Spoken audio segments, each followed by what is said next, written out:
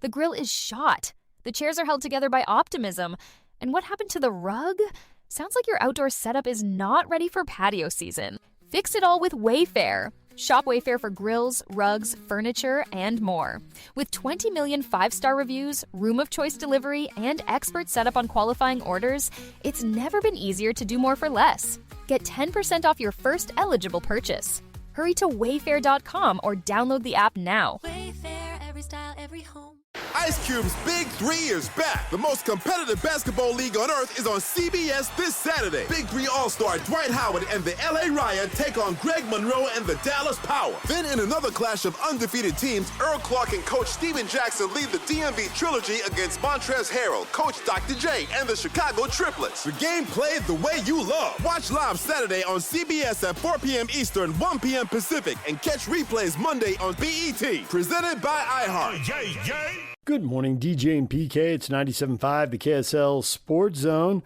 Coming up this morning, we're going to talk with David Locke later in the show. David is going to join us to talk about the NBA draft and where the Jazz go with their free agent signings or acquisitions or trades or whatever they do. Backup center, veteran guard to handle the ball. We'll talk with David about that coming up. The NBA draft is done. Now it's time for the NHL draft to move front and center. Earlier this week, we talked with Stephen Ellis from the Daily Faceoff. He's an NHL draft and prospects analyst. Here's PK and I's conversation with Stephen. Stephen, good morning. Hey, guys. How you doing? Well, that'll be largely dependent on what you say right here. You control our mood. Okay, that's overstated. No one believes that. We're doing well, but we are curious here. With this draft coming up, the Mammoth are getting better, and they made it to the playoffs, so they've had this run of super high draft picks and a chance to get these impact guys. Where they're drafting now, what should the expectations be? How good a player can they get? I think when you're looking at that, that 19th pick, you're hoping to get a guy that's, at best, a top 6 player. If you're getting a forward there, you might get a defenseman who can go out there and be a good shutdown, second or third pairing guy. I think we know that Utah likes to draft big guys. We know that's kind of something that they typically have done. They've got, the reason why they're called Utah Mammoth is because they draft mammoth-sized people.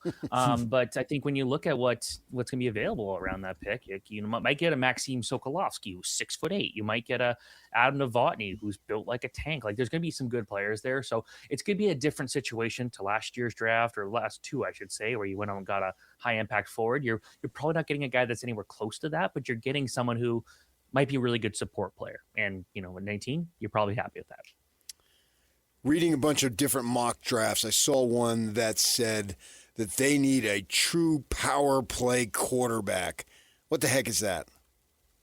So that's a guy that basically, on the power play, he's a defenseman. It's a guy that's basically the one kind of leading the show, the one who's passing the puck everywhere, kind of distributing the plays. He's kind of controlling the pace there. And, a guy like Matthew Schaefer of the Islanders, Cale Makar, Colorado Avalanche, Quinn Hughes in the Minnesota Wild, basically guys that are going to play a ton of minutes and kind of control everything. That's going to be pretty hard to do at, number 19, but you're going to probably get a guy that you hope can at least impact the power play in some way. When you list needs, how do you prioritize them for the Mammoth? Or is that just nothing they can worry about now, best player available on the board, who cares? I think they've got one of the best pipelines. They've got one of the best prospect pools in the NHL, top 5-ish, I'd say. And I think that's something where they've got a lot of strength there. And I don't think they necessarily need to go out there and draft another 6'7" guy. I think they can go out there and try and find someone who plays with a bit more skill. A guy like Adam Novotny, who, watching with the World Juniors in Czechia, he didn't score a goal, but my God, I felt like he was trying harder than anybody else out there. Like, he had the most shot generations out of anybody on the Czechs, who ended up coming in second place in that tournament. So he'd be very interesting. Maybe you go and get a guy like Elton Hermanson, who was dominant with Sweden the last 2 years internationally, might be one of the more pure skilled forwards in this draft. I think in general, this is a team that could add a bit more skill, maybe play in that top 6 and be impactful up front offensively, and maybe not draft someone who's out there to just take space up and just kill everybody out there. Do you see a possibility of any type of trades, because you speak of these assets that they have and they could possibly move up if they wanted to? When it comes to trades in the first round, I always am very hesitant. This is not like the NFL. This is not like the NBA. We don't typically see a ton of trades in the first round. Having said that, we did see Florida. We did see Ottawa trade a couple first-round picks a few days ago in a pretty big deal with Brady Tkachuk, but that's not the norm. So it'll be interesting to see kind of what teams think. I will say this year's draft, after pick about 10, that's where the talent starts to really fall off a little bit, and that's something where, like, if you can get a guy who could help you immediately in the 19th pick is, one of the key parts of that trade. I think got to look at it there, but I feel like this is one where it feels like they're going to keep their pick at 19 just because, the trade market's not that great right now. I don't think there's a ton of guys you get super excited about, and I think maybe you worry about trading those guys later down the line. Do teams invest in goaltenders the same way? Looking at mock drafts, I'm seeing no goalies picked until somewhere down in the 30s. What is the general league-wide attitude, and how much does it vary from team to team as far as developing goaltending? Well, like, I'm a goalie myself. I think I should be drafted first overall. That's what I would say. I'm a little too old for the draft, but I think I would be that. But in general, goalies are the hardest position to really kind of figure out. Like, there was a time where goalies actually went first overall quite often. Like, you look at guys like Rick DiPietro and Roberto Luongo. Rick DiPietro, it didn't work at all out for the Islanders. They ended up signed to a 15-year deal, and they bought him out a few years later because he wasn't that good. So there's a lot of risk with goaltenders because there are very few true star caliber goalies. Now, that being said, there are some teams that you could look at later in that first round that don't have a ton of picks in the draft and might just look to acquire or to draft a goalie anyways and say, you know what, we've got a bunch of different, positional strengths already. Let's go and try and find one of the better goalies available. My guess is we're going to see about 3 or 4 goalies taken in the second round, and on the third and fourth, we're going to see a lot of goalies. Like, there are typically around, 20 goalies drafted every year, but none in the top couple rounds, because goalies take 4 or 5 years to really develop, and teams drafting high would rather pick a guy who could be available quicker.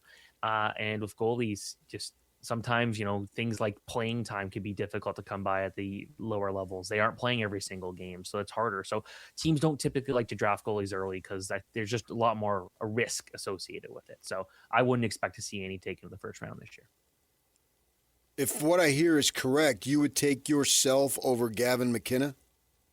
Well, yeah, I think, when you look at Gavin McKenna, I haven't seen him get into any goalie fights recently. I have, I think there's that. I did get 22 penalty minutes in one game. So, like, if you need to add some toughness, I could definitely do it. Wow. And, I hope the scouts are just not looking at my recent results, a couple of tougher games. But I have 4 games for myself scheduled on Thursday, but that's the night, like, I'm in Buffalo. I'm going to miss it all, but that's the time where scouts will finally see that I'm the right choice for number. Do you view McKenna as the obvious number one? Yeah, I think McKenna's for sure the number one, in my opinion. He's so skilled, so smart. This is a guy I've been watching for 4 or 5 years at this point, and I think a lot of people made a big stink kind of about how his first half of college hockey was. And yeah, he wasn't that great, but he's playing 21 minutes a night as, a 17 turned 18-year-old guy in a program at Penn State that just didn't have a ton of scoring depth. And the fact that he looked as good as he did, I think is actually quite impressive. And that's the kind of guy that Toronto needs, someone who's skilled, who can set up a guy like Austin Matthews and try to create long-term damage there. But I will also point out that, Austin Matthews needed a playmaking winger. They just got rid of one in Mitch Marner. He had a pretty good run with the Vegas Golden Knights this year. McKenna's not as rounded as Mitch Marner, so we'll see what happens. But from a pure skill perspective, he's the best player in the draft.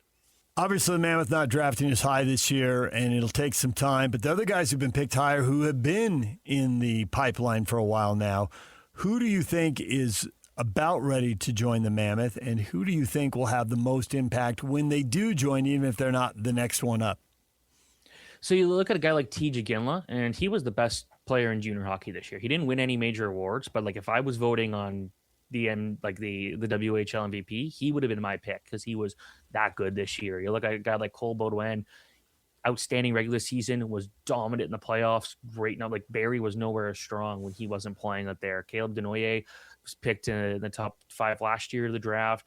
Very productive in Moncton this year. Very fun team. Gabe Smith was kind of one of the guys he played with, and he was outstanding there too. So you got the Russians in Simashev and Daniil Boot that are interesting. And then I I wasn't a big fan for a while on Michael Rabel, the goaltender. He's massive, but I think when you look at what he was able to do this year in college and then a pretty impressive run to finish the year in the AHL, I think he's maybe Utah's goalie of the future. So like this is a strong pipeline. You've got a lot of high-end talents there. Iginla's the guy that I think is going to be the one selling all the jerseys, the one that's going to be so exciting. His dad, Jerome Iginla, NHL legend, but Tej, aggressive forward, strong, good shot. He's a fan favorite. So he's a guy that's going to be really fun to watch. And I think he should be in the lineup next year. Yeah, okay, so we got that. We got a timeline for him, and people are talking about him and anticipating that. When you draft as low as they're drafting, what would be your timeline for a player to be able to make his mark with the Mammoth?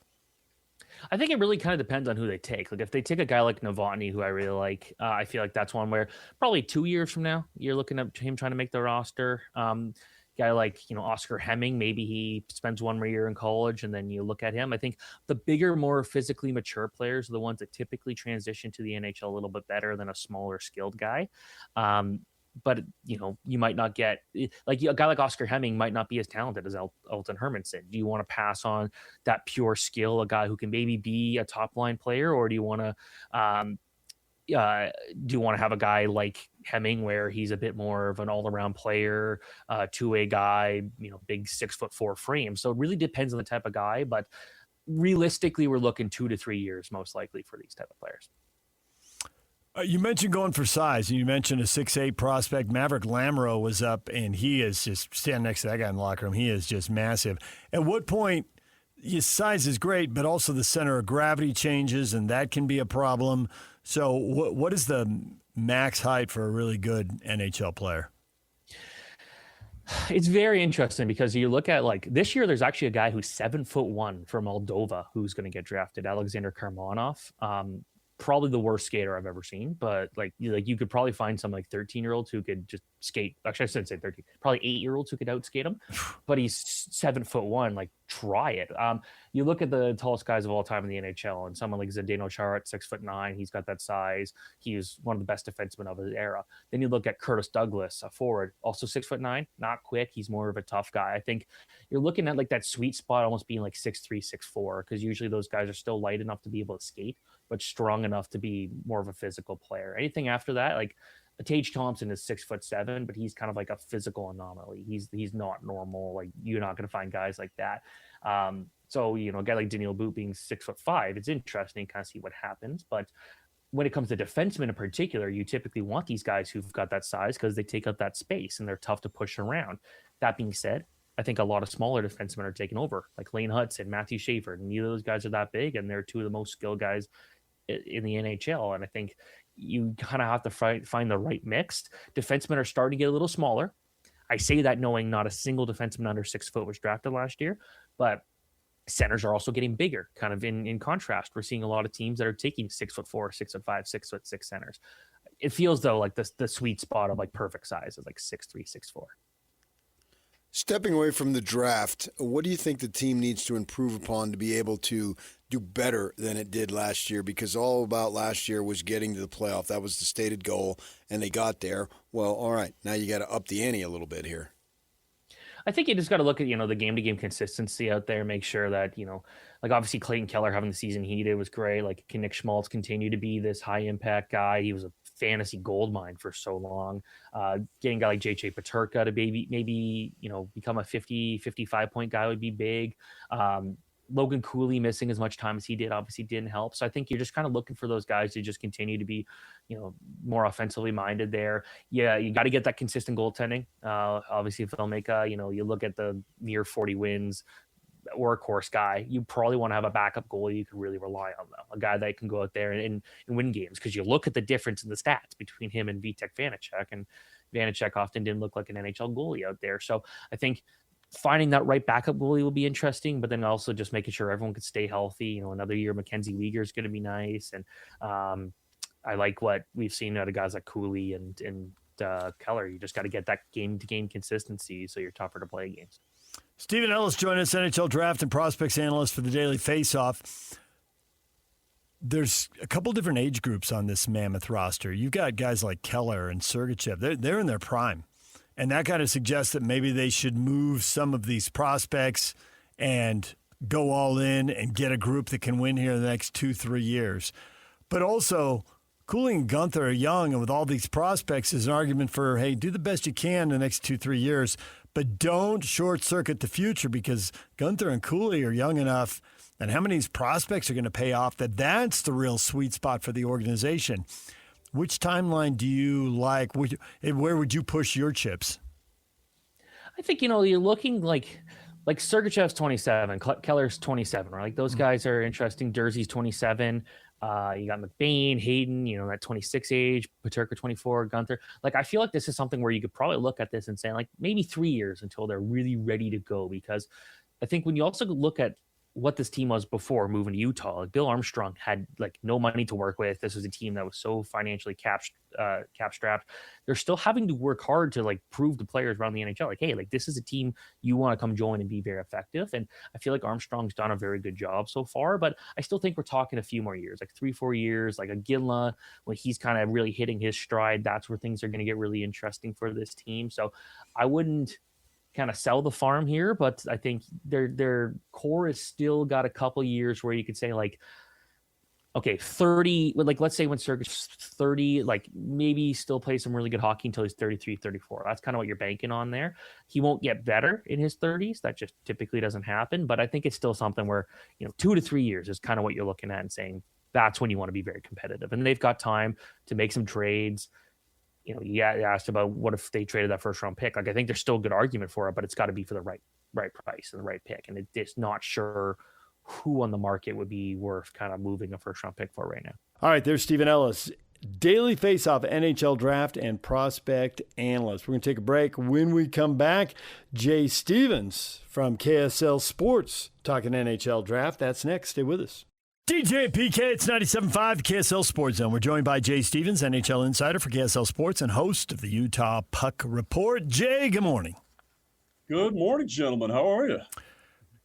Good. We're looking for a little clarity here on the NHL draft, but the Mammoth are drafting 19th, so maybe you're looking for clarity too, and you won't get it until pick 19. I'm curious what the hit rate is on pick 19. What should the level of expectation be? You know what? There have been some really big picks come at 19. I was researching that a little bit just the other day, and I was surprised to see at some of the guys that were captains of NHL teams that were picked at 19. And then there's also a bunch of guys that you find in the second round that bloom. That's the one thing about drafting at 18 years old, right? You're not 100% sure how these kids are going to be. So looking at what the Mammoth were actually in need of and really everything they need to be better is already in the pipeline. So, I did a lot of research over the last 10 days trying to figure out exactly what they need, just like I'm sure you guys have been doing as well and getting ready for the NBA draft that went really well. But yeah, I think Utah's got some spots they can fill. They got a couple of guys that might still be there. And then what I honestly think they're going to do is pull another goalie. And I haven't heard anybody else talk about that yet. Yeah, we had somebody on, I can't remember, earlier in the week was talking about that very thing, that, what do they need? And certainly he mentioned that position. And so we'll see how that develops, and maybe they go not necessarily through the draft. Do you think there are other ways? And they've got at least one prospect in the pipeline, but how do you think that they will address that particular need for what's best for this coming season? Yeah, for this coming season, they're going to have to pick up a goalie off free agency. There's a lot of talk right now about Utah doing something with Detroit to pick up Dylan Larkin. And Detroit also has an up-and-coming goalie that's ready for the NHL in Sebastian Koso. And that could be something that really happens. And I didn't believe it when it first started. But if you look, if Utah really put together a good package, including this 19th pick, including next year's first-round pick, because honestly, I don't think Utah needs it at this point. They have so many prospects. They're going to be good for so long. They could skip a couple of years of first-round picks, pick up a player that they plug in right now. So if you put together a decent package, I know they haven't re-signed Barrett Hayton yet. There's a couple other pieces, even a Tanev that a team like Detroit would be interested in, and then package something else and put that together, you could end up with a up-and-coming AHL goalie that's ready for the NHL in Koso, and then you could also pick up Dylan Larkin if the package is good enough. And then that puts Utah in an unbelievable position for this upcoming season. If that's not what they do, there are some really good some free agent goalies that are on the market. I mean, there's some really big names, including Bobrovsky, Frederik Andersen, who both have won Stanley Cups in the last 2 years. And they're both free agents. Bobrovsky's going to want a lot of money, even though he's old. He's been in the league, 15, 16 years already. So you could see some of that happening, and those are all realistic. But really what the other real possibility is, there's some of those AHL goalies that will no longer be under waiver protection. So right now, if you pull a guy up and then you have to send him back down for something, another team can just claim him off waivers. And that's what happened with Bussy, who went on to win the Stanley Cup this year. So I found 3 goalies that are NHL ready that at some point in the first month of the season will get sent back down to their minor league team. And that's a chance that Utah can take and pull that up too, and just start with one of our AHL goalies. And we do have 2 experienced AHL goalies in the Utah franchise too, with Stauber and Matt Villalta, who everybody just loves both those goalies, their personality, their work ethic. So there are pieces there. So honestly, I would like to see Utah trade this pick. There's also the theory that they got a lot of guys who are born in the 90s, right? So you're all 26 or older. And if you're drafting a teenager now, an 18, 19-year-old, you're drafting for at least like 3 years out. Isn't there a theory you can never have enough good, young, inexpensive talent? So just find a really good player. Who cares? Center, winger, defenseman, goaltender. You can't have enough good talent. If there's someone that the scouts really believe in and that the front office really believes in, just go get them. And it may not look like it fits now because they got a lot of talent in the pipeline. But if the player's really good, you need 3 or 4 lines. You need 3 pairs of defensemen. There'll be a spot for them when the time comes. Yeah, and that's the thing. I mean, there's a lot of injuries in hockey too. So you do use minor league guys a lot. You get a lot of chances to see what you've drafted and how they're turning out. And just because you draft somebody now, it doesn't mean you're going to see them for 3 years.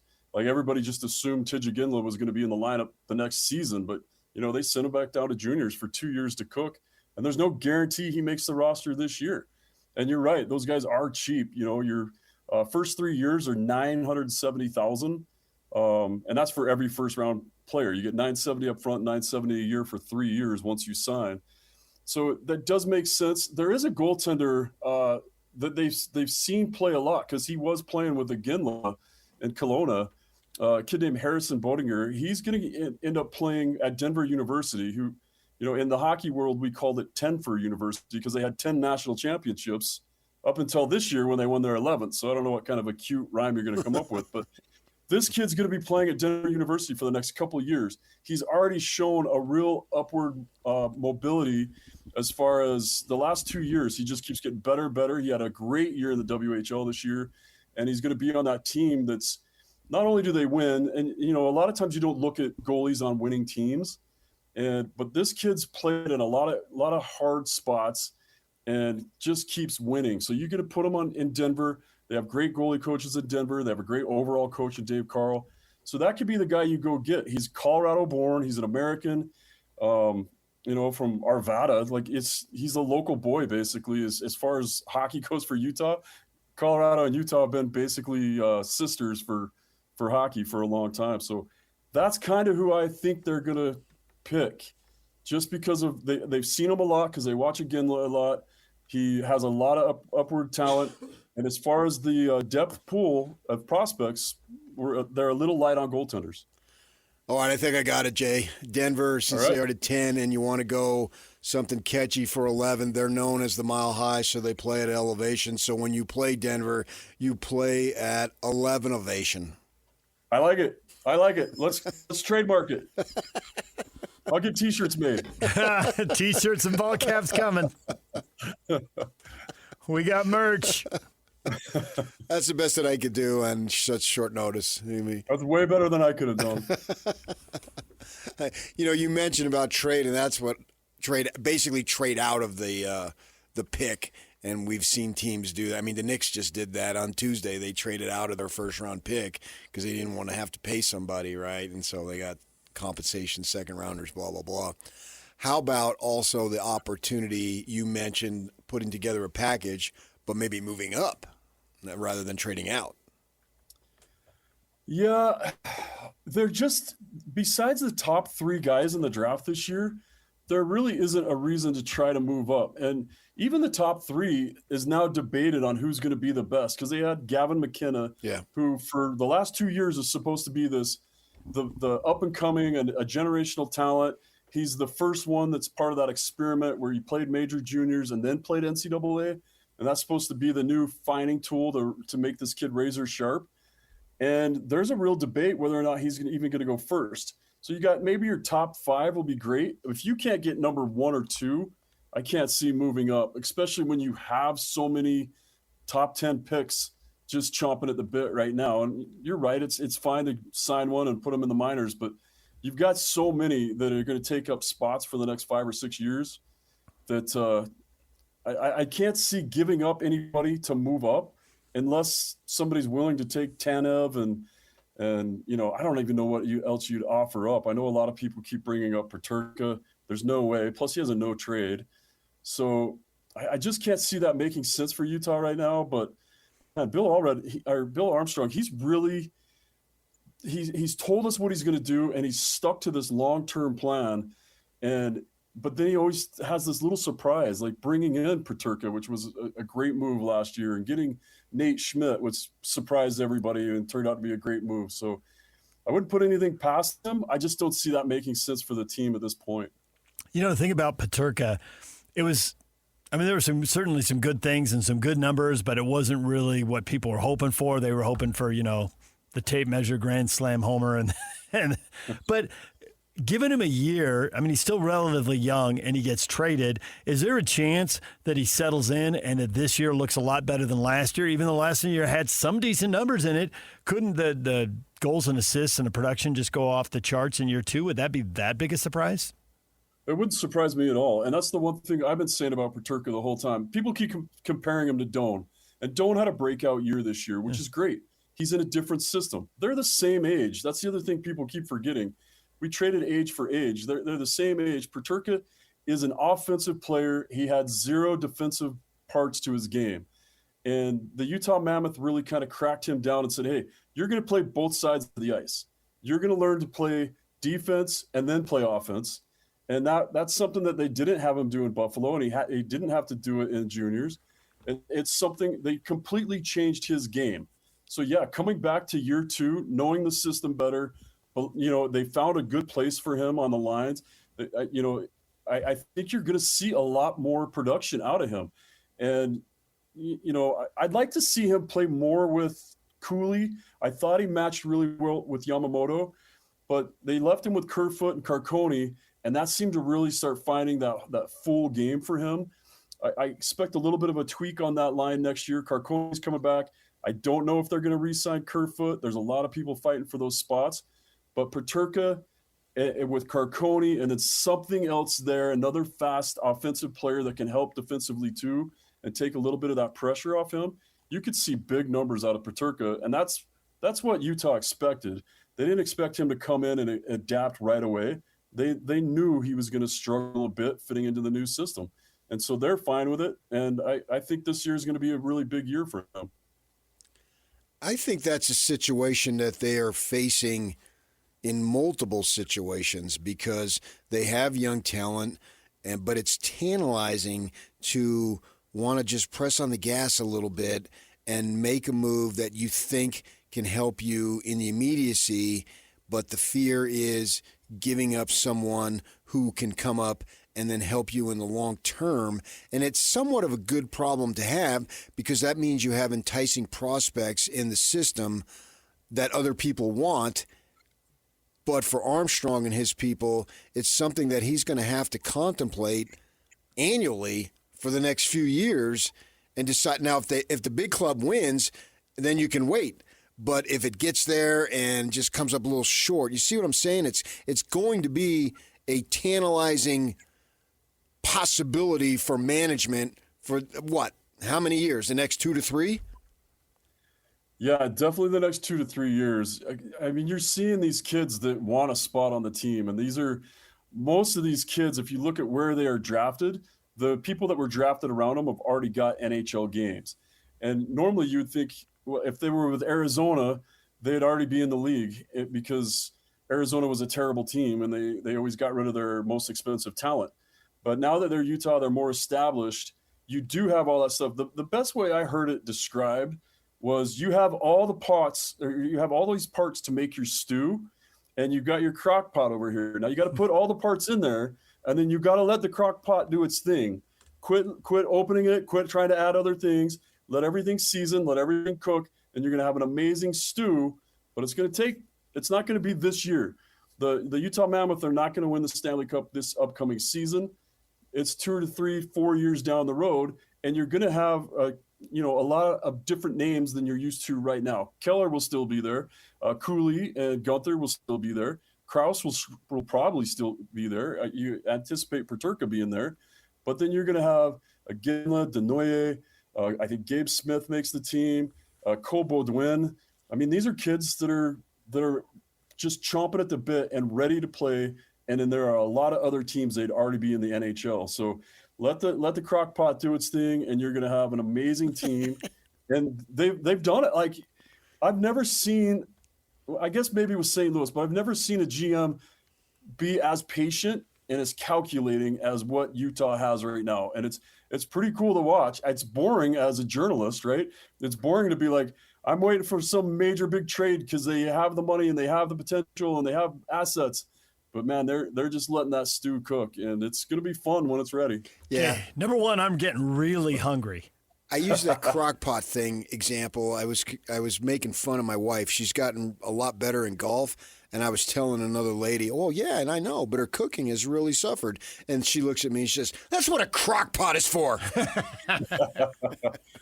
If you're looking, you're not cooking. That's the old crock pot analogy. Quit looking at it. I need your wife to give me some golf lessons. Hey, if she actually is very good. Yeah, club champion. Shh, keep it quiet. 2 times.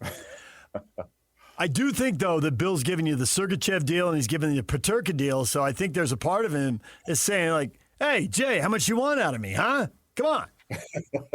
Yeah, and if there's something there, he'll take it for sure, right? Yeah. But it's a cool, calculated move. It's not – and he says he'll come up with something and he'll call a couple other GMs and throw something at the wall and be like, hey, what about this? This works for us.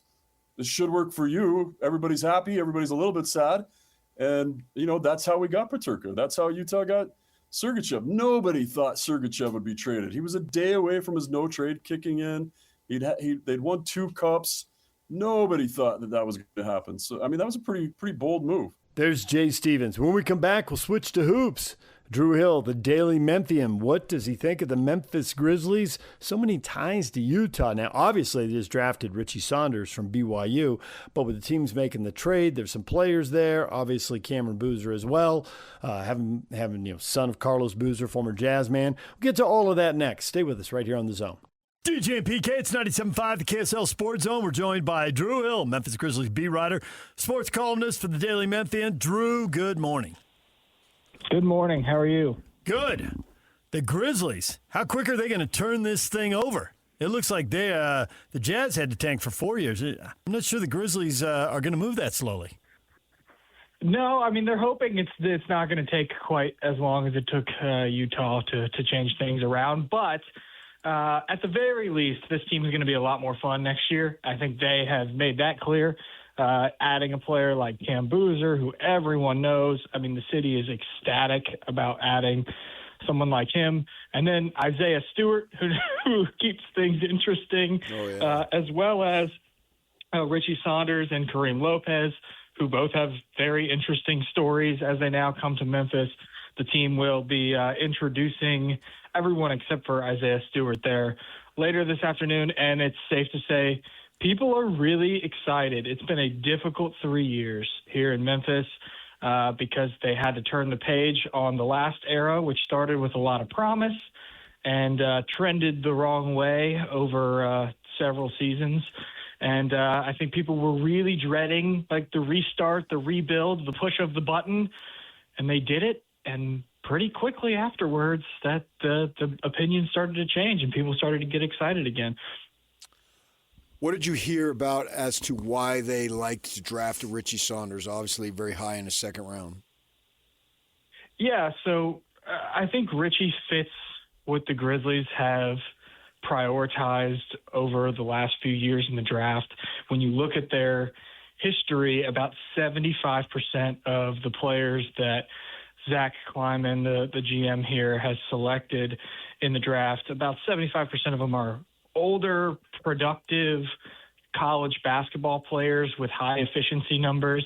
And to his credit, I think the more analytical approach to drafting players has really paid off for the franchise in the past. I know they haven't had the success at the highest levels of the NBA, but a lot of these guys that they've grabbed in the second round have turned out to be tremendous players. This is, Jaylen Wells, Vince Williams Jr., even John Contrar, who signed as a two-way player and went undrafted. Like they have been able, Gigi Jackson, they've been able to nab a lot of really high-level players late in drafts. Now, some of them come with different profiles, like Gigi and Jaylen Wells, not quite as productive in college. Most of them fit this mold that Richie Saunders, will enter Memphis with. You can kind of compare the way he played to, some of the statistics of Asante Aldama, right? Every player had some sort of defining trait. And I think for Richie, they're really excited about his competitive fire, his toughness, and his shooting. Memphis had a real problem last year, which was that they just weren't tough enough. They had a team that was too much finesse and not enough physicality. They went completely in the opposite direction when they drafted Boozer and traded for Isaiah Stewart. And although he's a guard, I think Richie, they think, is going to bring a level of toughness and competitive fire that they desperately need. So they're excited to add a new shooter, somebody that they think will be great in the locker room. It remains to be seen, what kind of contract he's going to be on. I think they have to sort of wait for the rehab process to play out and see what sort of space that they will have for him on the roster. But they're definitely excited for him to get to Memphis today. The second round picks really aren't names. It's not stars. I mean, here, we're just hearing about the Joker, second round pick, MVP and all that.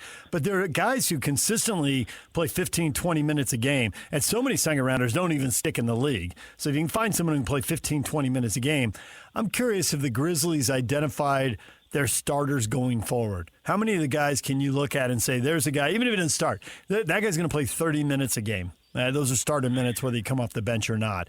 How set is that, and how much is that still a work in progress for Memphis? Yeah, that's a great question. And 30 minutes per game is a lot here. I mean, they've got a coach who comes from Europe that runs the short shifts, and there's been a lot of complaints from fans that, that they don't play their starters enough. I think there are three in particular that are solidified. That's Cedric Coward, Cameron Boozer now, and Zach Edey. Those three are the pieces that they're really looking at as their building blocks going forward, their long-term options. I think they feel good about Jaylen Wells and where he has gotten to at this early stage of his career. He isn't an overly flashy player. He's not going to get a lot of attention outside of Memphis, but he is very consistent and as solid as they come. I don't necessarily think he's solidified as a long-term starter yet, but I think he's definitely in the conversation as a piece that the Grizzlies feel good about going forward. So I would start there. I think beyond that, the future of Ja Morant is likely not in Memphis, as everyone has continued to report. I don't think anything is changing with that. And so there's kind of this backcourt logjam that they have right now beyond Ja of players, some young and some older. Ty Jerome, Scottie Pippen Jr. They traded for Walter Clayton, as you guys know, out in Utah. They have a bunch of different options in the backcourt. Now you add Richie Saunders. It'll be really interesting to see how they sort of deploy those guys. And I know I'm on the phone to talk about Richie. I could see him playing, when he comes back from this ACL injury. I could see him playing a role like you see Baylor Shireman play for the Boston Celtics, where he was on the court for, I think, 77 games and had an impact. That he was able to play on the ball, able to play off the ball a little bit, was a shooter and was able to grab some rebounds for Boston, long rebounds, and I think help them space the floor for some of their more physical players. I think that's the type of role you could imagine Richie Saunders and the fit, where he could make himself fit in with Memphis early on in his career. It's funny, the connections now, right? The big trade, we got Jaren Jackson here in town, and the Memphis Grizzlies get Taylor Hendricks. You already mentioned Clayton, Richie Saunders. Even I think we're going to be watching with a keen eye Cameron Boozer for multiple reasons. He was actually born here because his dad was playing for the Jazz, but certainly, obviously, the Jazz could have drafted him, and they chose, and then Memphis willingly, I think gladly, and I think they're going to get a fine ball player in Cameron Boozer. So the connections are strong between these two teams here. It's kind of funny how that worked out. Give us a little insight now. It was just, the extended end of the season, but how Hendricks and Clayton worked out for them. Yeah, I think Walter Clayton struggled for Memphis after the trade and didn't necessarily find his rhythm at any point in the season. Now, it was difficult because we all watched the Utah and Memphis matchup late in the season. We all know what these teams were trying to accomplish, trying to maximize some of these draft odds towards the end of the year. So players were in and out of the lineup. The injury list was like a grocery list. It was so long. And it didn't really allow any of those guys to really find true form over the course of, the last few months. And so with Clayton, I think given the log jam that exists already that I mentioned at the guard position, the fact that they have a lot of undersized guards, I'm not sure what his future will look like with Memphis. I think that he's a player that has a lot to prove still. Hendricks played a little bit better. He gave the Grizzlies some good minutes and rebounded the ball well towards the end of the season. He had a couple games where he popped up and was a standout on the stat sheet. But I'm not sure either player is like someone that the Grizzlies are attaching their future to at this stage. I think that the trade with Jackson, those guys were more about salary match, and it was more about the assets that the Grizzlies brought in that was most important to the team. So, long story short, I'm not sure either of those guys have a long-term future in Memphis, but they'll have an opportunity again this offseason to sort of show what they can do. We just had the story about a trio of trade rumors popping up with Jaylen Brown in Boston, LaMelo Ball in Charlotte, Kawhi Leonard with the Clippers, and then, it's like almost immediately Ball gets traded to Minnesota. I didn't hear Morant's name in any of that. Is there any market for him at all? Will he just be bought out and do the stretch thing that Milwaukee did with Damian Lillard? Would they actually bring him back and put him in a locker room with all these young guys? What does the future hold for him here? Yeah, there's uncertainty with that for sure. I don't think that there are answers, in June for some of those questions. I do think in terms of a market, there's still some confidence that something will get done, that somebody will eventually make a trade and Ja can find a new landing spot. But if that does not work out, I do think it is a possibility that eventually you get to the point where there's a buyout situation that allows Ja to go somewhere he would like to go versus wherever the Grizzlies would like to trade him. I think, it's surprising still to some Grizzlies fans here that the player that arrived in Memphis that had by far the biggest platform and was the biggest star that the city has ever had from a celebrity standpoint, that the Grizzlies would be so eager to part ways with a player like that. And so, I think for a lot of people, they see the name Ja Morant and they think, well, how can the Grizzlies not get anything for that guy, especially folks locally?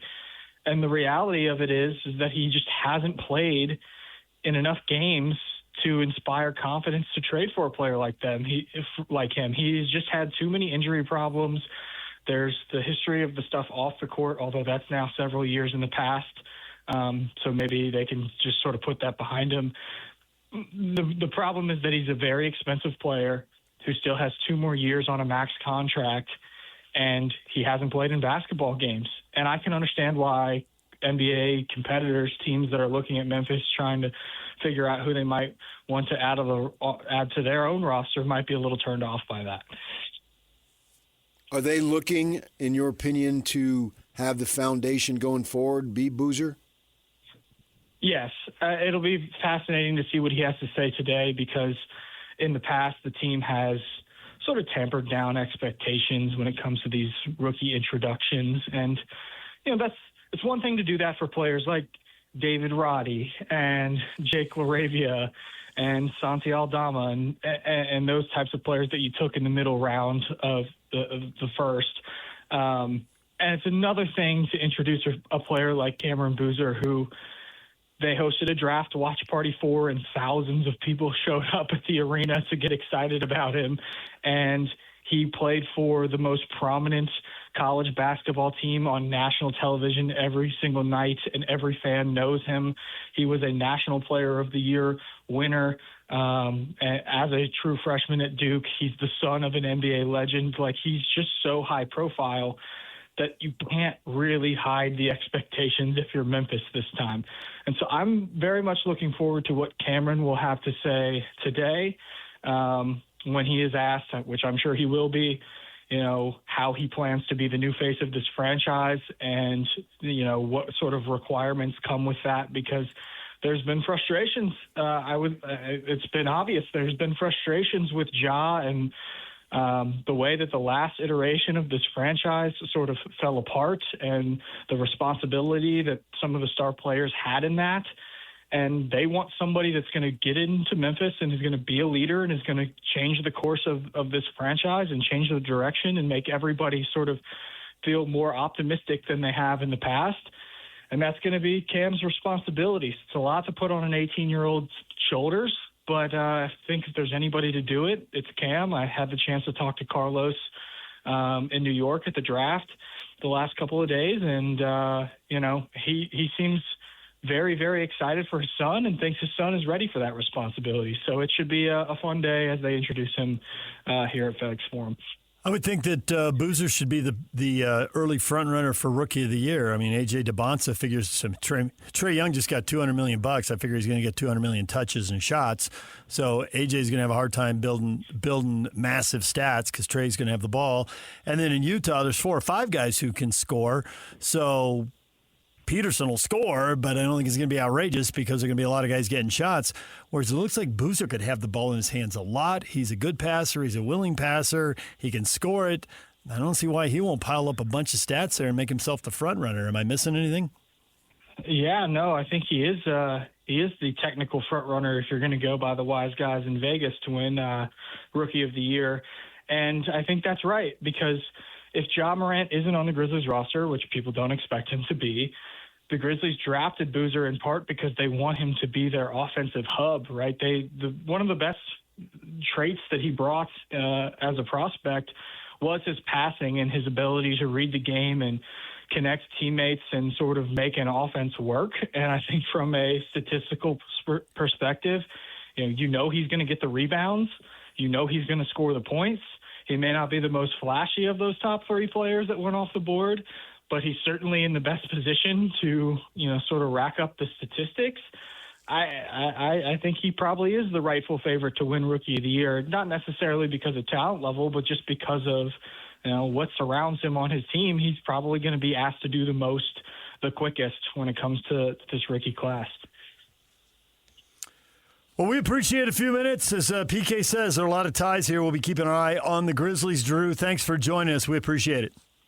Yeah, thanks, guys. There's Drew Hill from the Daily Memphian. When we come back, what is trending? The headlines are next. Ice Cube's Big 3 is back. The most competitive basketball league on earth is on CBS this Saturday. Big 3 All-Star Dwight Howard and the LA Riot take on Greg Monroe and the Dallas Power. Then in another clash of undefeated teams, Earl Clark and Coach Steven Jackson lead the DMV Trilogy against Montrezl Harrell, Coach Dr. J, and the Chicago Triplets. The game played the way you love. Watch live Saturday on CBS at 4 p.m. Eastern, 1 p.m. Pacific, and catch replays Monday on BET. Presented by iHeart. Make game day yours. Tickets, food and drinks, stats, and streaming. Everything you need is in the Utah Mammoth app. Download today and make game night easy. Download on both Android and iPhone. Just top. It's time to get your morning started with the news you need to know. News update. This is what's trending with DJ and PK. Hashtag NBA. Such a big ovation for you. Was there something? That was loud. Chicago, I don't know. Well, you know, most of the people that went to Duke are from New Jersey, New York. So, well, they also didn't see the future coming, so they were cheering kind of preempt. Sorry, I apologize. Wow. Hey, listen. Wow. The guy was a unbelievable talent. You know, he was okay in college. He was okay. He was okay. And his career trajectory would have been a lot different if he didn't like motorcycles. Yes, that's on record. I wrote a book about it. Yes, I try to beat everybody to the punch. Yeah. I guess everybody that goes to Duke isn't that smart. Wait, he wrote a book about it. I'm agreeing with him. No, if you can't be that smart, if you write a book. But anyway. It's Richard Jefferson and Kenny Smith taking shots at Jay Williams' NBA career in the motorcycle wreck. All part of draft night. Now the players are scattered, PK. AJ Dybantsa has gone to Washington. He's going to wear the number 4 because he used to wear number 3. Because he used to wear number 3, and he was the number 1 pick, and he added up, and he got 4. Yeah, couldn't care less. Numbers mean nothing to me. Clippers selected, I don't even know how to say his name. Wagner. Narcissi Noy. Narcissi Goy with the 57th overall selection in the NBA draft. He's going to play for Auburn this season. It's the draft and stash move. Used to do it with European players. Now, Auburn will be doing it with the Clippers. Phoenix Suns restricted free agent Mark Williams will re-up in Phoenix. 3 years, $38 million to stay with the Suns. Thank goodness. Is that going to help Kessler sign? Is that setting the stage, the market? I mean, Kessler will get more. But does it still help slot him? Al Horford suiting up for a 20th NBA season. 2 years, $14 million with the Warriors. He's declining a $6 million player option and taking 2 years and 14. Smart move. More deals coming as we move towards July. DJ and PK. Hashtag college basketball. Less than 24 hours after the NCAA Division I cabinet approved the new 5-for-5 eligibility model rules, a group of 15 college players filed a lawsuit in an Ohio State court claiming the new age-based model unfairly shuts them out of further competition. They're part of the 2022 recruiting class, and they want one more year. So that didn't take long. Straight to the courtroom. Will this hold up? Last time we were talking about something like this, you went straight to, what about judge shopping? I wonder why in Ohio State court. Oh, because everybody in Ohio is rigged. Low character people. Just get straight to your loathing of Ohio State and the Buckeyes. Michigan star guard Elliot Cadeau plans to remain with the Wolverines, even though Dusty May has taken off the Dallas Mavericks. He's the most outstanding player of the Final Four, and he will be back in Ann Arbor. DJ and PK. Hashtag NFL.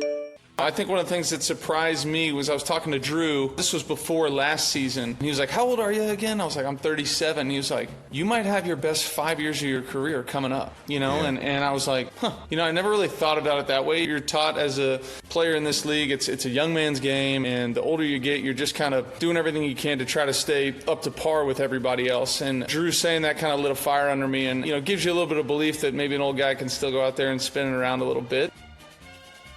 That's Rams quarterback Matthew Stafford. Late 30s and inspired by Drew Brees.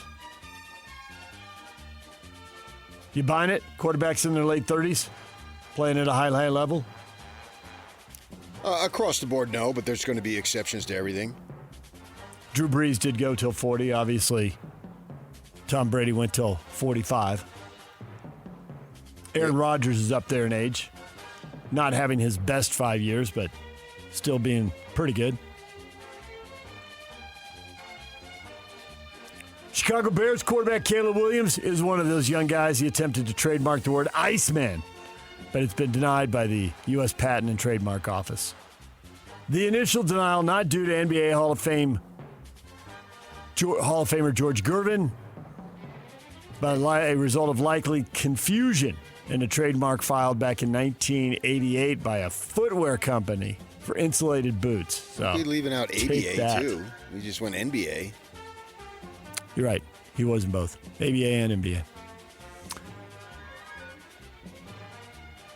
And the NFL sets the draft for Washington, D.C. April 28th next year. They're going to D.C. DJ and PK.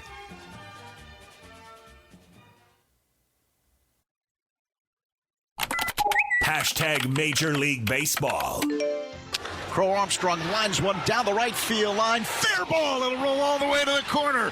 Shaw around third, digging for home. He scores. Pete Crow Armstrong, RBI double. And the Cubs take the lead, 4-3 over the Mets here in the 10th. Mead off the line at third. The pitch, swing and a high drive. Deep left field, on its way. Back to the wall. Lyle, it's out of room. It's gone. And it's happened again. Harper this time. Bryce Harper puts the Phillies on top. 7-5 in the top of the ninth. Now the pitch. There it goes, deep in the air, straightaway left, all the way back to the wall goes Meisner, and Junior has hit the D-ring, and it's a 3-homer game. It's a 3-run home run, and the Rays have a 13-0 lead. What a day to remember at Tropicana Field. Tampa Bay goes on to beat Kansas City 13-2. Junior Caminero, 3 homers, drives in 6 runs, and Tampa Bay rolls. You also heard your Phillies, PK. That is 3 games in a row with a home run in the ninth to win the game. Yeah, I was watching that game on the package there. They're down 5-0. 2 in the 6th, 3 in the 7th, and then 5 in the 9th. Harper going oppo. He went oppo with the velo. Oppo with the velo. Yeah. Opposite field. And oppo. then he ran as he's going between first and second, stuck up his finger. Some say it was the middle one to flip off the right field crowd who was chanting bleep Bryce Harper. He says it was his ring finger because he used to play there, obviously. He left as a free agent several years ago now because unbelievably he will turn 34 in October. How do the kids grow up so fast, PK? How does that happen? Yes. That really is an unbelievable one, as if someone had seen him before puberty, literally. And to think, and he used to play in town a lot. Yeah, he was a Vegas kid, so he'd be up here. Yeah, he played with the local team that they have in the summer, and so he's a guy who likes the moment. That's for sure.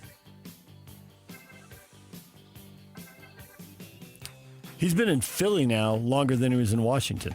That seems hard to believe, but nonetheless. Also there, the Cubs winning again. They sweep 4 from the Mets, 10 of 13. Yeah, Mets suck. The Mets do. And also in this stretch, they took 2 of 3 from San Francisco and 2 of 3 from Colorado. So they've definitely been beating up. Actually, I guess they got another win from Colorado to start the streak. They did split 2 games with Toronto in this streak, but mostly they've been beating up on bad teams in this stretch. I would like to see Pete Crow Armstrong. Too bad it wasn't Pete Crow Allen Armstrong. Then you could have the PC2A. You're appealing to a very small number, very small segment of the audience of that joke. Yeah, but to you. I am part of that small segment of the audience, and there might be 1 or 2 more randos out there, but it's a small segment of the audience. That'd be the forerunner to the Big West, and they changed their name in the late 80s. So that's that joke's almost 40 years That old. was UNLV, man. It was, yeah. In their heyday, no less. Yeah. I think they changed that 86, 87, somewhere in there. Not sure. Yeah. Good work, PK. Nice. Good by you.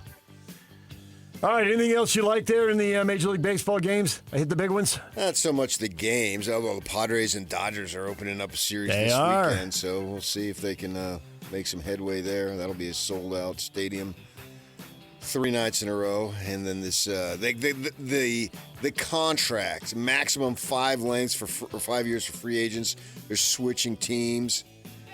Reading that story, I just reflected back on you referencing, I don't know what it was, sometime earlier this week, like, I'm going to enjoy baseball now. How much of next season is going to be missed? I was like, they were talking NBA salary cap language right there, and that's the kind of stuff that Here's what they're going to do. Irritates baseball players. They're going to have to couch it in a way that there's some form of salary cap, but they don't call it that. So that allows the players' union to save face. And then the owners continue to give in on stuff that really doesn't matter. So players say, well, we got this concession and that concession. But I think the key here is, like, the last time they had this, you see the prominent players speaking. They're like the board of supervisors, so to speak, whatever their titles are. Well, they're going to get the big money. So what MLB is going to try to do, the ownership, is they're going to try to sweeten the pot down low as much as possible. Because what that happens is the average career is basically 4 or 5 years or so. The divide, yeah. So the last time they did this, the union leadership voted no. Then they throw it out there, and the majority of the players, they're not going to get the $20+ million deals. What do I care about your 12-year contracts? They want to get as much money however long they're in, which is a short span of time, so they can profit. So then what happened is the union leadership, the board or whatever you call it, they voted to reject it, but the rank and file voted to accept it, particularly as it goes on. The longer it goes on, the less those guys want it to go on. Now, the ones making the huge money, they can withstand it going on. So I think that's how it's going to end. And when remains to be seen. That is how it's going to end, and that is also how it is starting. I think you're spot on. It's divide and conquer. The players, 8 to 26 on the roster aren't making close to what 1, 2, and 3 are making. It's just, you can pull up any team salaries. It's night and day. I think you're totally right about that. They've got a new $100,000 bonus to any player starting the year with fewer than 2 years of Major League service. There's a great clause that's there specifically to divide and conquer. There's 178 players with less than 2 years of service who would receive that $100,000 in what they call it a pre-arbitration pool. So the owners are like, that's 178 votes. How many more votes do we need? How many more can we buy off? Yeah. And so that's how it will get settled. And for baseball folk, and not just baseball folk, the economy in Florida and Arizona relies on it heavily. There's a lot of things at stake here. A lot of tourism in March, a lot of jobs. Yeah. A lot of the gig economy. You're going to go out and take tickets or do the ushering or sell the sodas and the peanuts walking through the station or through the stadium. Yeah, all those people have a stake in this. Restaurants that surround the ballparks. Yep. I went to my first Florida spring training game this year, and it's the same thing. Of course, right. The number of out-of-state. I had a Philly shirt on because we were obviously on vacation. My wife packed me a Philly shirt. And so it was a decent walk from the parking lot, which was a field, to the stadium. It was the Astros complex in West Palm Beach. And I must have had 30, 40 people. Oh, where are you from? Where are you from? I'm just a fan who has a shirt. But isn't it like Arizona and Gonzaga basketball where people, they've got their team, they're living in a cold weather place for Gonzaga, and they're going to travel with their team to Vegas for a conference tournament or wherever the mountain. They're changing leagues now, but they've been going to Vegas for conference tournaments, and then they go off to the NCAA tournament. So Phillies fans or Mets fans or Orioles fans or whoever, they're flocking to Florida for a week in March. It will break. It's just a question of how much collateral damage is along the way, and that's the way it'll break. Major League Baseball Players Association proposed a ban on all forms of prop bets on individual players to help combat harassment from disgruntled gamblers. Be interesting to see where this goes, because a lot of people are making a lot of money off gambling, and they are going to lean hard to have this not happen. The players are going to be able to get some sentiment here because the stories are brutal, and you got to have sympathy for some of what you're hearing as far as abuse they're taking at the ballpark or abuse they're taking on social media. I mean, they're betting on every at bat, and players are still going to make outs 7 or 8 times out of 10. Oh yeah, I think they can bet on every pitch practically. Yep. I've made a lot of money that way. Bees lose to Albuquerque 8-1. They will play again tonight, 6:20. Tony Parks on the call. KSL Extreme and 102.7 HD2 have the game. How do you think I can afford the Maserati? Oh, I see. Yeah, the prop bets. DJ and PK. To the back post. Knocked down. It's in. It's another early goal. It's Austin Trusty's first career goal for the United States. Man down for the U.S. Ball's knocked down. Fall-up shot is a goal. It's Sebastian Berhalter who ties the game, and he wants more. Chance for a cross. Comes back to the top of the box. Now it's clipped in at the backside.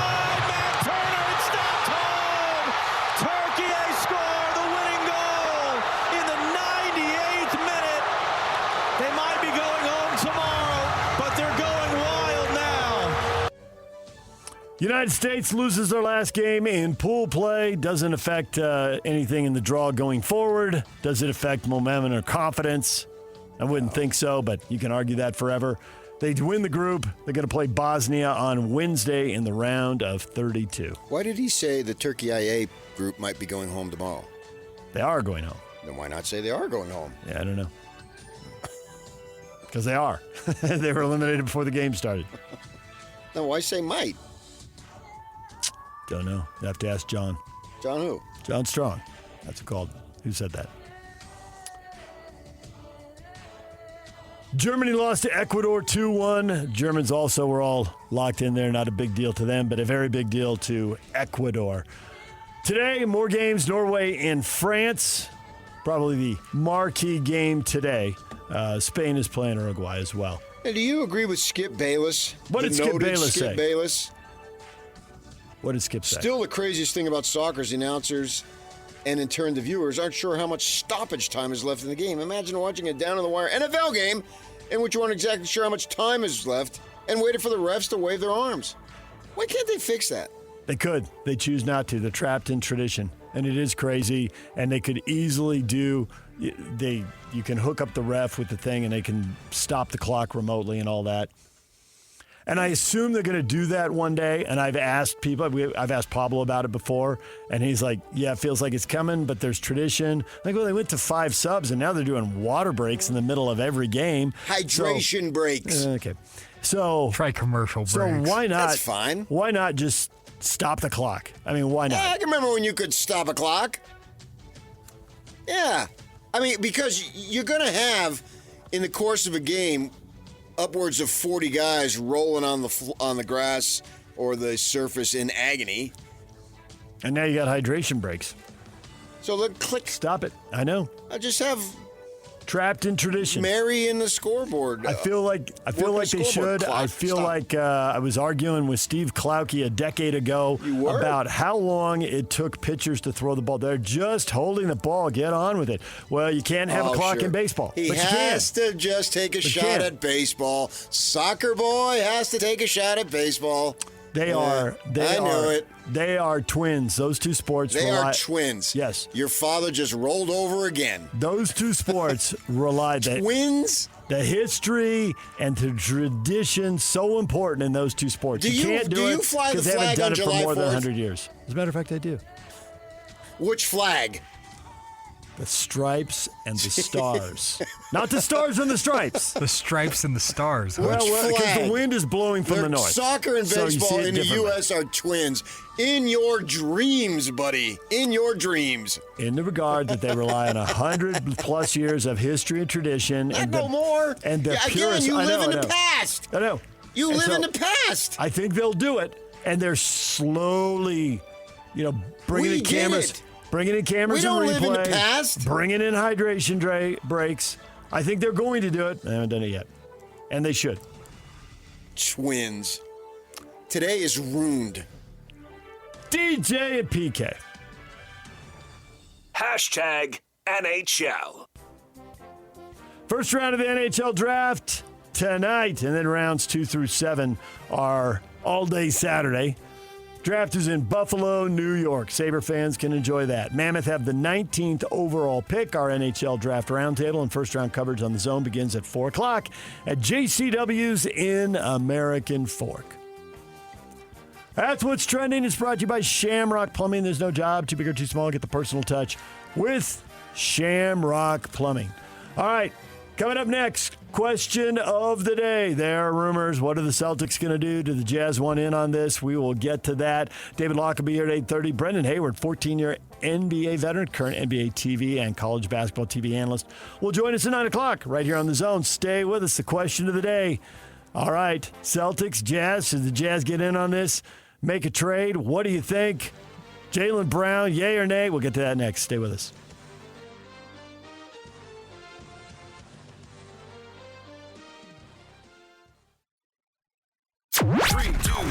This is Scotty G and Coach Tim LaCombe. Joining us now, it is Kurt Heelan, NBC Sports Pro Basketball Talk.com. You mentioned Walker Kessler, and what do you make of that? What do you read between the lines, I guess? This is, look, it sucks to be a restricted free agent in the modern NBA because your leverage is largely gone if the team that has your rights lets it be known they're going to re-sign you, which is rightfully what Utah's doing. Does it drive down his market? Yeah, that's kind of the point too. But the reality is they're not letting him go. They can match and force a sign and at worst force a sign and trade and get back other things they want. So I think this is the agent trying to, man, we're not happy. At the end of the day, the sides will come to a number and agree to it. And if he's really frustrated, you push for a shorter deal. You try to get back on the market sooner, and maybe Danny's good with that, and you figure something out. Catch Scotty G and Coach weekdays from 10 to 2. Presented by Mountain Land Supply on 97.5, the KSL Sports Zone. The grill is shot. The chairs are held together by optimism. And what happened to the rug? Sounds like your outdoor setup is not ready for patio season. Fix it all with Wayfair. Shop Wayfair for grills, rugs, furniture, and more. With 20 million 5-star reviews, room of choice delivery, and expert setup on qualifying orders, it's never been easier to do more for less. Get 10% off your first eligible purchase. Hurry to wayfair.com or download the app now. Wayfair, every style, every home. Make game day yours. Tickets, food and drinks, stats, and streaming. Everything you need is in the Utah Mammoth app. Download today and make game night easy. Download on both Android and iPhone. Just top. Join the KSL Sports Zone at JCW's in American Fork for the NHL Draft Roundtable today from 2 to 6 at 580 East State Street.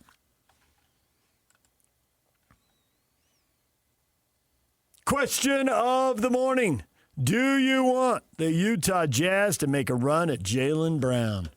Celtics taking calls, lots of speculation. Portland, New Orleans, Atlanta, Utah. Tyson, he's an MVP candidate that plays great defense. You need to make that phone call and see what it'd take. But I don't see one on our roster to get that deal done without including DP plus other players and picks. Well, they're not going to trade Darryn Peterson. Right. I think they do have enough to get it done, though. They do. It's just, do they like it? I think they have enough assets. They're not that poor. Yeah, and I have been informed that Austin has a good relationship with Jaylen Brown. Obviously, they were together for many years. So I don't think there's anybody's denying Jaylen Brown's talent. But I wonder when guys are in really good situations, at least from a distance, in a winning situation with a passionate fan base, a historic fan base, as historic as it gets in any sport for that matter, and you find yourself unhappy Sean Marion for the Suns back when. I always wonder, why you always seem unhappy? You're in Phoenix. You're making and Steve Nash is getting you the $20 ball. million, and Steve Nash is looking to pass the ball. Yeah. It's like, if you're not happy there, right, you're not going to play with someone better than an 65, MVP. 70 in the winter. 70 degrees in the winter, and you're making big money. Yeah. What's left? Right. I mean, what are you looking for? And when he moved on, he was never as good. I mean, you look back now, his career's done. That was his So best it makes years. you wonder what's going on there. And I have no particular insight beyond what everybody else has. And, you want to be the man. Okay, well, the man involves ego, right? And to this day, Pippen seems irritated that he won 6 titles. Huh? And good for you. You went to the soccer game last night, but you come off really looking dumb. And who wants that? Your life is short. Your NBA career is short. And if you're going to be moaning about that just seems really red flaggish. It's like I can come in here and for me personally, given my talents and what I'm about in life, I have the greatest job literally that I could accomplish. Unless my name was the same name as somebody else who made it in sports administration. But it's not. I come from a janitor, right? If you were Patrick Kinahan Colangelo. Whoever it might be, you might be running the Suns. Right. And point. on and on. Yeah. And that's not who I am. It's not who either of any of the three of us are. We've had to make it on our own. So the point I'm making is there might be one or two things. Like Lloyd Cole really gets under my skin. But I let it go. You know what I mean? No, you don't seem to be letting it go. Because for every one negative, and having to see Lloyd every day is a negative, that there's 10 positives. 99 positives. Oh, 99. Well, wow. I did Tremendous 100%. ratio. Tremendous ratio. Yeah, right. Okay. So, I put up with them, and away we go. It's just, that's the way I think you should look at it. So with Jaylen Brown makes me wonder. And also, too, Tim Lacombe and I were discussing this on draft night down at JCW's there at 106th. And I want to see this team as a collection go. I don't want to see another move. We got our guys. Let's see what Will Hardy and his guys can do with these guys. Look at you. Hector Perez is sitting in his car nodding, going, PK's my guy.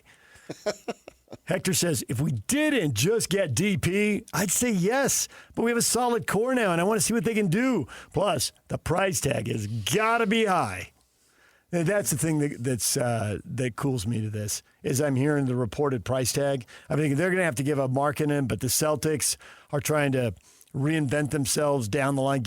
So say, how many draft picks? Because if you were saying it was Markkanen and they play similar positions and Markkanen actually makes less money, so the Celtics get a little cap relief. If it's a straight-up deal, it saves them $10, $11, $12 million a year. Mm-hmm. But they're going to be out there demanding like 4 draft picks. You're like, hey, now you're starting to get taken to the cleaners here. I mean, you're going to want to replenish your roster with young guys going forward too, and they're going to want draft picks and they're going to want swaps. Now, maybe it's all just talk, and that's where the question is: should they make a run? Yeah, make a run, but you can't get taken to the cleaners here. You're going to have to replenish your roster. You need some of these draft picks. If the number of picks in that doesn't come down, I mean, for the money perspective, you've got to give up Jackson or Markkanen to get Brown. The deal's not going to work. Well, it's Markkanen. It's a Markkanen. It is, absolutely. Yeah, it's going to be like for like. Yeah. And do we really know that Jaylen Brown is a better player than Markkanen? Now, the resume is no question it's better. But when Markkanen gets in a good situation, what does he do? He hasn't. This will be the first one. We can probably sit here and come up with a bunch of, it would absolutely be the best situation he's been in by miles. So let's see what he can do. Because he's got enormous talent. Some people in that situation, it elevates their game even more. And some people, no, they were getting stats on bad teams, but they can't help you in a conference final the way you want. And that's for the Celtics now. It's all about building a team for the conference final and the final. They went out early this year, and it was a big disappointment. They botched a 3-1 lead, but it was weird with Tatum coming back late in the year. But You look at what they've been doing. He missed games in the playoff, didn't he? Yes, he did. Yeah. And you look at what they've been doing, like they are minimum a conference final team. And then can they win there and can they win in the NBA Finals? They've got one title. They have been in the hunt multiple times, and they should be in the hunt next year and the year after. Can he get you over the top or not? Now, the Celtics, and this is what everybody else around the league, whether it's the Jazz or the Blazers, the Hawks, or whoever, has to remind him is like, well, you don't make the deal. Are you really going to get that far? Because to your point, has it soured? Is it too far down the Sean Marion track? Maybe they can't do what they've done because there's zero chemistry and it's my turn to take a shot, and that stuff isn't healthy. If I were Boston, I would want the Jazz to make the deal because Markkanen's got a world of talent, and every time you're in a new relationship, you always put your best foot forward. Honeymoon. Right. He comes in, he's going to come in trying to get along. If you reversed it, and say Jaylen Brown was here and Jerry Curl was over there, if you brought Brown to the Celtics in the 26-27 season, he'd be on his best behavior. Honeymoon. Right. Yep. You don't start to whine until you get the credibility to be able to whine. Right? That's the way it works. So with that in mind, if you got Markkanen, you'd be getting someone who would be wanting to put his best foot forward. And I'm not sure, maybe I'm off base on this, but I'm not sure there's a big talent difference between Jaylen Brown and Markkanen. And I recognize Brown has a better resume. There's no question, because he's been able to be in a winning situation to flourish in that way. Markkanen, they've been trying to lose. They sit him. He has an injury or two. And I don't know that Markkanen, and maybe that first part of the first year when they had the All-Star game here, we saw a little bit of what he can do, or maybe a lot of it. But I still think his best ball is ahead of him. And that's what I want to see. It's like we've been with this guy now for 4 years.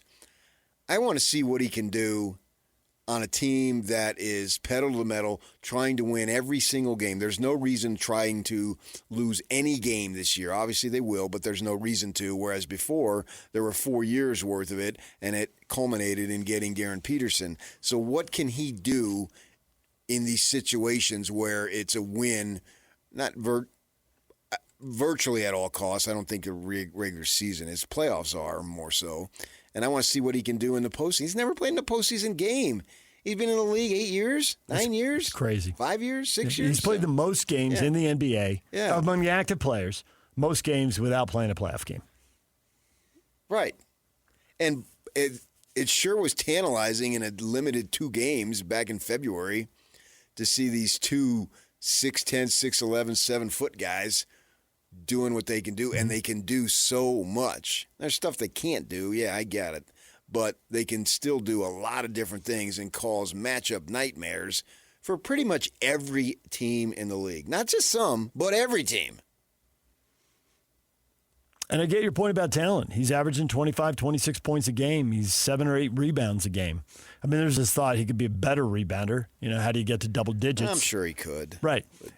But all of this, will he be a better defender and a better rebounder in a winning situation? That's what I want to see. We've been watching him basically in AAA the last 4 years. Mm-hmm. Now I want to see what he can do with the big club. There's actually, in San Diego, they use a term quadruple A, which they're not in anymore. They're spending money. But there was a time when they weren't. They're just like, hey, they put 15 quadruple A guys on this roster. That's what they are. They're a quadruple A team headed for 72 and 90. And so Markkanen has been stuck in that quadruple A, man. Yeah, you're not in AAA, you're not in the minors, but you're not really in the bigs trying to win either. You're stuck in this, whatever this is. And there's no question he's got big league talent. I mean, everyone can see it. You don't go for 25 or 26 points a game, which he's done in a couple of his first year and this most recent year, without having some serious skills. But certainly I would have conversation because what level of desperation are the Celtics in? And it's compared to what other teams are offering. I mean, the Celtics need to have as much as possible a bidding war for their guy. Yep. And who can give you the best deal possible. I mean, they did it when they traded Gobert and Mitchell. Ainge did it. What is the best that I can get? And that takes a little bit of time to figure it out. And now we're in that shopping, dealing season, like Christmas in that way. So if we're marketing in 2 first-round picks or marketing a first-round pick and a pick swap, I can see doing that. When I hear 4, I'm thinking no. Now, a lot of people think they're going to be a second player. Kelly's like, well, it's interesting, but we'd have to get rid of Keontae. Then we could dump DP to point guard, which is where he wants to play. I'm not giving up Markkanen and George. I agree. No, totally agree. It's not They're not giving up 2 of your starters. No. He's not that good. Completely. And then Del Toledo says, yeah, Markkanen and then sign and trade Kessler. Again, no. Not giving up 2 of the starters. I'd rather see the group together than see that. I'm not that desperate to see Jaylen Brown here. I think he's really good. I'm with you. It's a little bit of a red flag. He's not happy in Boston. But if it were perfect, he wouldn't be available. So to a certain degree, if you're going to make a move like this, you have to stomach a little of something. There's going to be some doubt. There's going to be some question mark, and you got to figure out how to smooth it out. Not necessarily. I mean, they got Jaren Jackson, and I don't think he has baggage. Well, I think in his case, the baggage is he's probably a $35 or $40 million player, and you got to pay him $50. That, I think, is the deal there. But that's not baggage. That's just... There's a downside to the deal. There's something you got to accept. And when I brought it up with Geltzer, is he really a $50 million player? Geltzer went right to, if he wasn't a $50 million player, he wouldn't have been available. The Grizzlies gave him too big a deal. If you want to win, you're going to have to overpay. Yes. You're going to have to. There's always going to be something. There isn't. It's hard to believe you can fall into some perfect deal. But I don't think that's an issue. It's not an issue for the 26-27 season. I think the issue for the 26-27 season is they will get to the playoffs, but they will be playing a lot of guys with no playoff experience, and that will bite them. And it will bite them sooner rather than later. Right. So then we got the 27-28 season then. Then that takes care of that. Then you start to see if the finances start to bite them. Yeah, but that's down the line. That's for every team, every winning team. You want to be in that situation because that means you're winning. I'd like to have a better chance of winning before you hit that situation. And who's to say they haven't? Why? I'm not putting any ceiling on this team. Maybe you've they will. already got them bombing in the playoffs and bombing in the playoffs next year. And that will involve guys without a lot of playoff experience playing at a high level, which just like can happen. Oklahoma City did, and just San like Antonio. San Antonio did. Yep. Yeah, I'll take my chances on that. After 4 friggin' years of no playoffs and then losing in the second round with the guys who didn't like each other and all that stuff, I'd rather see, if I lose in the conference final, I lose in the conference final. That's sure a heck of a lot better than what's been going on around here lately. And if they were to make the Jaylen Brown deal, and we won't know until we see what the terms are, but there's a decent chance that the Jazz would be taking on more salary and would be running into that situation I just spoke of sooner, not later. Why are you so hung up on the salary? Because they're going to need to add another player or two, and are they going to have the money to do it? Yes. Maybe. We'll see. They're lacking money? See about that willingness to pay the second apron. We'll see when we get there. I guarantee you there is not one fan listening to us who has any idea what the crap the second apron means. So we're talking about stuff that fans aren't interested in. I think they know that it means your team stops acquiring players. That's it. They're done. So they have what? Do they got 5 players? 6 players? What do they have? They can't acquire players anymore. That doesn't make any sense. The veteran players who tend to make a difference. You know what I was getting at. I want to talk about ball. Okay. Talk about ball. But that's I think what the fans want to talk about. Follow the money. You got 87 podcasts. Go do a money podcast and then get your 4 people who listen to it, and then you can go break that down. Fans want to talk about how is the team going to win. You want to talk about the second apron. By adding some veteran players they may not be able to afford. Why not? It's about $210 million. No. I mean, what does it mean? You have to pay to win. Nothing in this world worth getting is cheap. Nothing. And if you get it, it's going to break down, so it's not going to be worth it. I've already accepted it. I've told you 1,000 times. That the money is what it is. And this guy couldn't be. Every time these guys get signed, oh, that's an untradeable contract. And you love to say, it's an issue until it isn't. Well, every one of these dudes, Russell Westbrook has been traded 14 times. So you can come up with ways around it. And that's what they're paid for. I want them to win ball games. And I'm going to talk. Jaren Jackson has played 2 games, and I already got to worry about 2029. That drives me nuts. Can he at least, let's get to where he plays 5 games, and then we'll worry about 2029. Can we do that? You can do whatever you want. Fans, what do you want? You want to be all pissy because Jaren Jackson makes a lot of money, and what are they going to do in 2029? Do an Insta poll. Are we worried about what Jaren Jackson can do as a player, or are we worried about his salary in 2029? DJ PK, it's 97.5, the KSL Sports Zone. Maroon. The KSL Sports Zone, the Beehive Meals, are honoring people that impact youth sports in our communities. Nominate the youth sports volunteer for the Beehive Meals Hero of the Week, KSLSports.com/contest, and listen every Thursday afternoon to Jake and Ben for the winner. It's the Beehive Meals Hero of the Week. Get out of here. We were talking yesterday about BYU raising their profile with A.J. Dybantsa.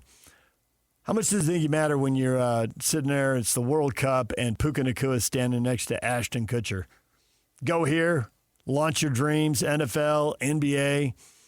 How quickly do you change your place in the pecking order of college sports? As college sports changes a lot all at once, but some things remain constant. I mean, Ohio State's still a big deal. USC, Notre Dame, Alabama, LSU, still big deals. So what are you How much asking? do they change the pecking order? There's a BYU guy, big old celebrity LA moment. You're in a luxury suite with a Hollywood star at the U.S. World Cup game, and you're on TV. It just, to me, it just reminded me is when they cut to him for a few seconds of us talking about A.J. Dybantsa. It's like, you can go to BYU, you can be the number 1 pick in the NBA draft. It's a whole world we didn't really hear that much of. It was a big deal when Jim McMahon and Steve Young made it big, but then for a while nobody made it big after that. And it seems like now we're seeing Cougar athletes make it big in a way I don't think we have a lot of comparisons for. Well, for Puka Nacua, and this is a serious issue, he needs to maintain, what am I looking for? He needs to maintain a level of maturity and steadiness, not be caught up in drama and nonsense. What are you known for? Scandal. Right, exactly. But just standing, I think, look, they were standing, standing, whatever, at a World Cup game. He's an enormous talent. Yeah. And the Rams are a massive stage, and, they literally played that game in the stadium he plays in the town he lives in now, So as long as he's doing these things that are right. Yeah, which that was. And you're right, about the other stuff has got to stop. But it's just. But, people make mistakes. And so, as long as you make a mistake and learn from it and move on and make your life better, Max Hall didn't exactly bring himself or the people around him a good,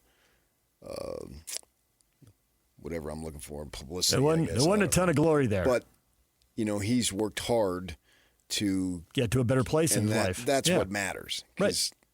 We're all going to make mistakes. It's just to what level. And once you make them, the serious, Max Hall obviously has made some serious ones, but he's worked hard to get, and people love that. The redemption stories are awesome. And we all want to see that, whoever it might be, wherever it might be, whoever it is. We want to see people be able to reclaim their lives and get going there. So you got to be careful on that. But I think BYU football has been a brand for a good while, and I don't necessarily think you need to have superstars year after year. People know of BYU football. That's a fact.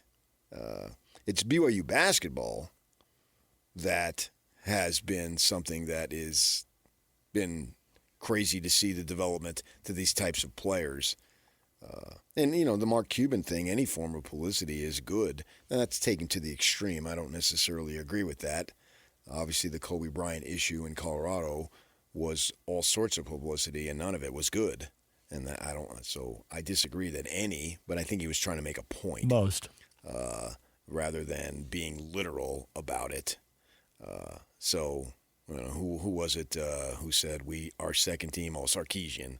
I don't think he was being literal that our backups can beat your starters. I think he was making a point that we play a tougher schedule, blah blah blah blah blah, that type of thing. So sure, yeah, seeing out there. But is Puka Nacua really represented as a BYU guy?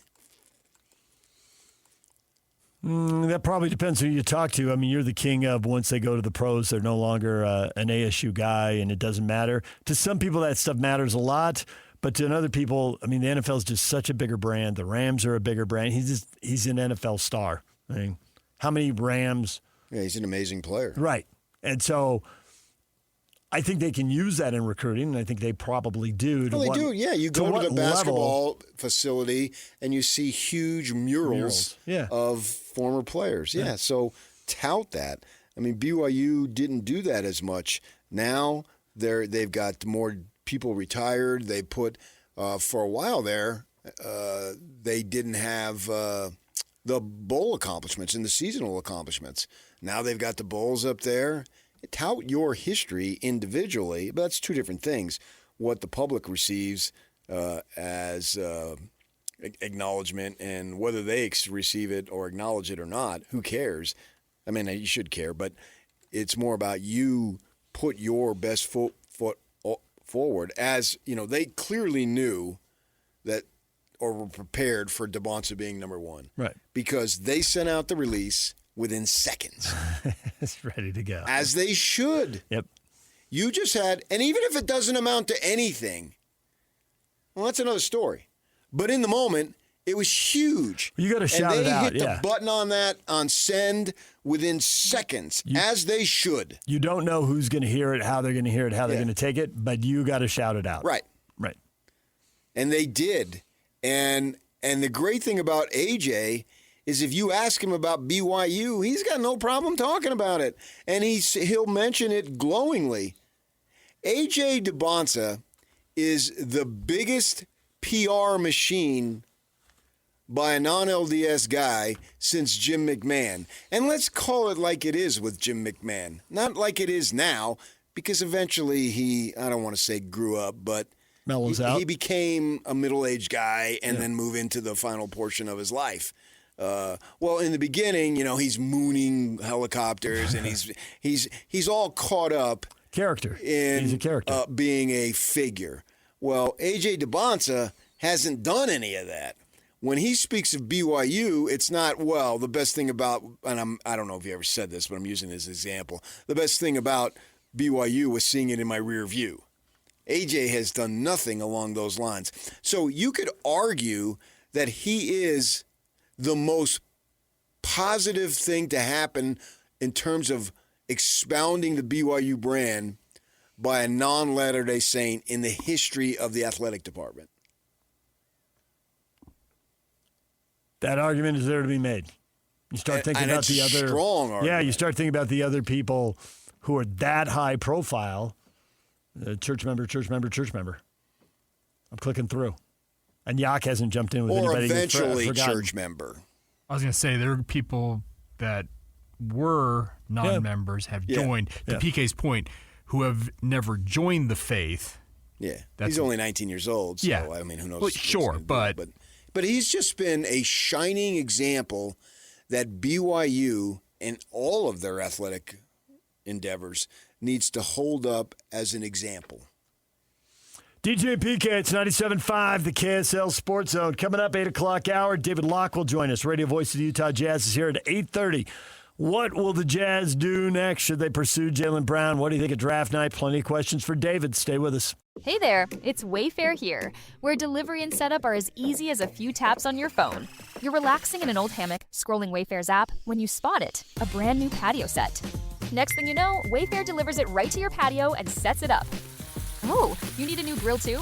All right, Wayfair's got you covered. With Wayfair's Room of Choice delivery and fast expert setup on qualifying orders, life gets a little easier. Visit wayfair.com or the Wayfair app. Wayfair, every style, every home. What is that? Oh, yeah, it's a World Cup holder. Like the soccer tournament World Cup? Holder. For the world. Fits every car, holds every cup. It has a Carvana logo? Yeah, Carvana made it. They buy and sell cars, so they made a car cup holder. So, got any good cups lately? Used to, just couldn't figure out where in the world to put them. The World Cup holder, brought to you by Carvana, proud sponsors of the World Cup holder. Sign up today to win yours at cup-holder2026.com. Not authorized or endorsed by FIFA. Not a real product. For parity and fair use purposes only. Ice Cube's Big 3 is back. The most competitive basketball league on earth is on CBS this Saturday. Big 3 All-Star Dwight Howard and the LA Riot take on Greg Monroe and the Dallas Power. Then in another clash of undefeated teams, Earl Clark and Coach Steven Jackson lead the DMV Trilogy against Montrezl Harrell, Coach Dr. J, and the Chicago Triplets. The game played the way you love. Watch live Saturday on CBS at 4 p.m. Eastern, 1 p.m. Pacific, and catch replays Monday on BET. Presented by iHeart. Make game day yours.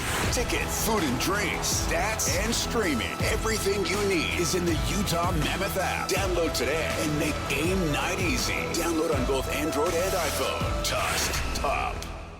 DJ PK, it's 97.5, the KSL Sports Zone. David Locke going to join us coming up at 8:30. David Locke has said that Darryn Peterson might turn out to be Donovan Mitchell special. What is your standard? Higher than that. Right? You want him to do everything Mitchell's done and then some more, including more playoff wins. Well, Donovan Mitchell NBA Finals and championship. Darryn Peterson have combined for the exact same number of not series wins, but conference final individual game wins. 0. There you go. Do you want to be a 25-point-a-game scorer like Donovan Mitchell? Yeah. All-NBA like Donovan Mitchell? Yeah. But more playoff wins? I want Darryn Peterson defender? to be first-team All-NBA. Donovan Mitchell is an outstanding player, but he's not first-team All-NBA. One time. He's been second-team twice. No. He's not good enough. Want more. No, I get it. Yeah. And there's nothing wrong with Donovan Mitchell. But top it. What I want Darryn Peterson to have is Donovan Mitchell's drive, Donovan Mitchell's desire, Donovan Mitchell's competitive nature. I'll take that in a heartbeat. Donovan Mitchell they list him at 6'3". I don't think he's 6'3", unless he's grown since we stood next to him a million times. Yeah, right. But for what his physical attributes that he was given, he has achieved an enormous amount. This is no knock on Donovan Mitchell. Can he be a better defender? 6'5", he's a bigger guy. He has to be. Bigger, more physical. He has to be. He's got the Kobe tap. We got a question about that. We'll have to get to that as well. But that mentality at both ends of the floor. Yes. Not good. Great at both ends of the floor. Darryn Peterson has to be, in order to fulfill his enormous potential, he's got to be in the top 10 at his position all time. Cool. That's what we're looking at. Sign us up. Let's go. That's what he's got to be thinking. I think that's what the fan base is thinking. And they're thinking, Donovan Mitchell? No. And reiterate, say again, this is 0 knock on Donovan Mitchell. And I'd take right now Donovan Mitchell's intensity and plaster it all over Darryn Peterson. I mean, I think the world of Donovan Mitchell as a ball player, but he's just short. He's limited in that he can't be taller. And seeing over double teams and whatnot, Darryn Peterson has all those skills plus the size. 6'9" reach. 6'9" reach. Better be some deflections and some steals. Do I make myself rebounds. Clear? I think you did. Don't say it one more time. 6'9". That got him. You got him, Yak. He didn't Well, the way he expect said that. it so seriously, he played it well. He did. So, yeah. Hit us one more time. Go. Yes. Now, if you would have said it like that, I could have done it. But the way you said it with a serious look on your face. So with that in mind, yeah, I'm expecting more. And the funny thing, I listen to Locke's podcast, and we'll get him here in 20 minutes, is he goes on, you don't get a player like this. You draft second. This is all time, blah, blah, blah, blah, blah. And then he goes, maybe Donovan Mitchell special. That was kind of a come down. When you say top 10 at a position, like Mitchell's been first team All-NBA once and second team twice. But the guys you're talking about have been All-NBA 8, 10, 12 times. Yeah, I'm talking historically. And more playoff success. Because we're all craving that. Well, it goes hand in hand. That's how you keep getting there every year. Have some playoff success. Yeah. I mean, Stockton and Nash didn't get to the ultimate, but they had a ton of playoff success. And so we have no problem putting him in there as far as the lead guy. Mm-hmm. And what the point guard position obviously has changed over recent times. But Steph Curry, Magic, and Oscar Robertson, old-timers. Steph Curry more recently. And we'll see what Jalen Brunson can do. Stockton, can he build Nash, upon it? Isaiah Thomas. Yeah, those are all-time guys. Yep. I want Darryn Peterson to be in that all-time conversation. I'll never hear it because when he's done, I'll be dead. There it is. Yeah. Well, I should say you never hear. I don't know what I'll hear. Who knows? You know what I mean? You'll be observing for the great. It always cracks me up. The great press box in the sky. God wouldn't do this. Well, who gives you the right to talk for God? Could be a curveball. Especially for people who don't claim they're religious and they start mocking people who are. Well, blah, blah, blah, blah, blah. How do you know? I'll be the first to tell you. I got no idea. Bum, bum, bum. So maybe I am. Maybe they have big screens out there. The ultimate man cave. Yeah. You know, you got a big TV. Maybe man cave in the sky. Yeah. Man. Who knows? MCITS. Right? I mean, let's call it like it is, man. I got a big TV. Yeah, you do. If there ain't pizza in the afterlife, what's the point? Not this deep dish stuff from Chicago I just either. don't want to be doing violins all day long. I mean, that Thin crust people. That sounds and sit on clouds. No, I want to be doing the stuff that I like here, right?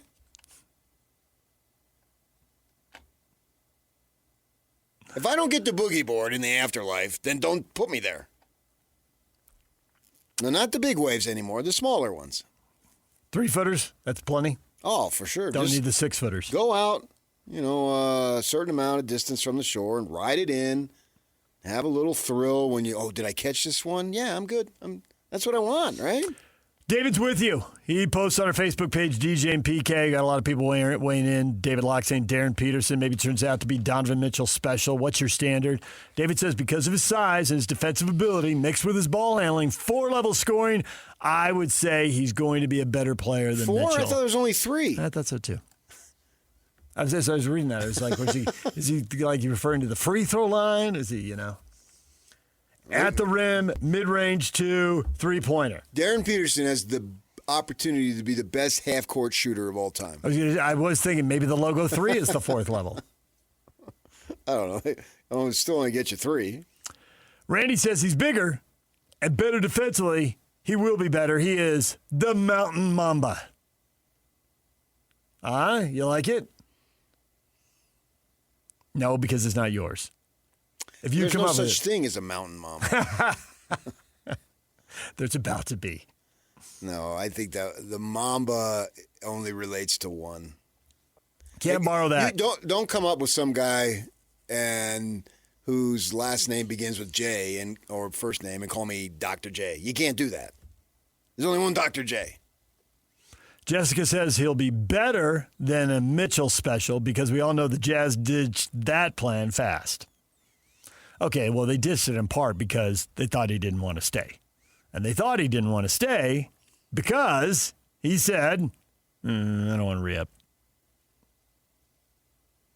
So that wasn't purely a talent trade. That was kind of a big clue. And yesterday you told me the legislator who ripped him got beat. He did. You were celebrating it. You wanted to high-five me. Did not want to high-five you. Well, because I had no clue who he was. That was you asked me, did you see so-and-so? No clue. I think your wife knew, but you there's no way she knew. Oh, really? She was just being agreeable? She knows about local elections? I don't know what she knows or doesn't know. I thought she knew sitting there in the golf cart. Oh, I got to ask her. Okay. What's the guy's name? I'll just text her and find out. I'll just leave you out of it. You don't want to say the guy's name? His name's Stuart Adams. But I don't think you're going to remember it in however many hours. It's an easy remember. Well, I said his name yesterday. You don't remember it now, so I just kind of given up on that. No. I'm going to text her. Did you know that Stuart Adams got beat? Oh, I'm going to do it right now. Okay, you do that. And what was he running? What was He's in the state legislature. Oh, well, you told me he got beat, so he's out now, right? Yeah, 6 or 7 months, yeah. Oh, well, raise Cane, 6 or 7 months. Yeah. 6 or 7 months? It was a primary. They got to do the general election, and then there's usually a while before everybody takes office. Really? Did you vote? Yes. Okay. That's funny you say that because What? You think she knows about it?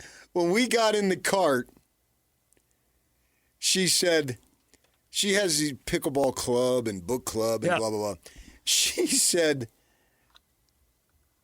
on Tuesday, or maybe it was the Ladies Golf League, that they were talking about today's election day.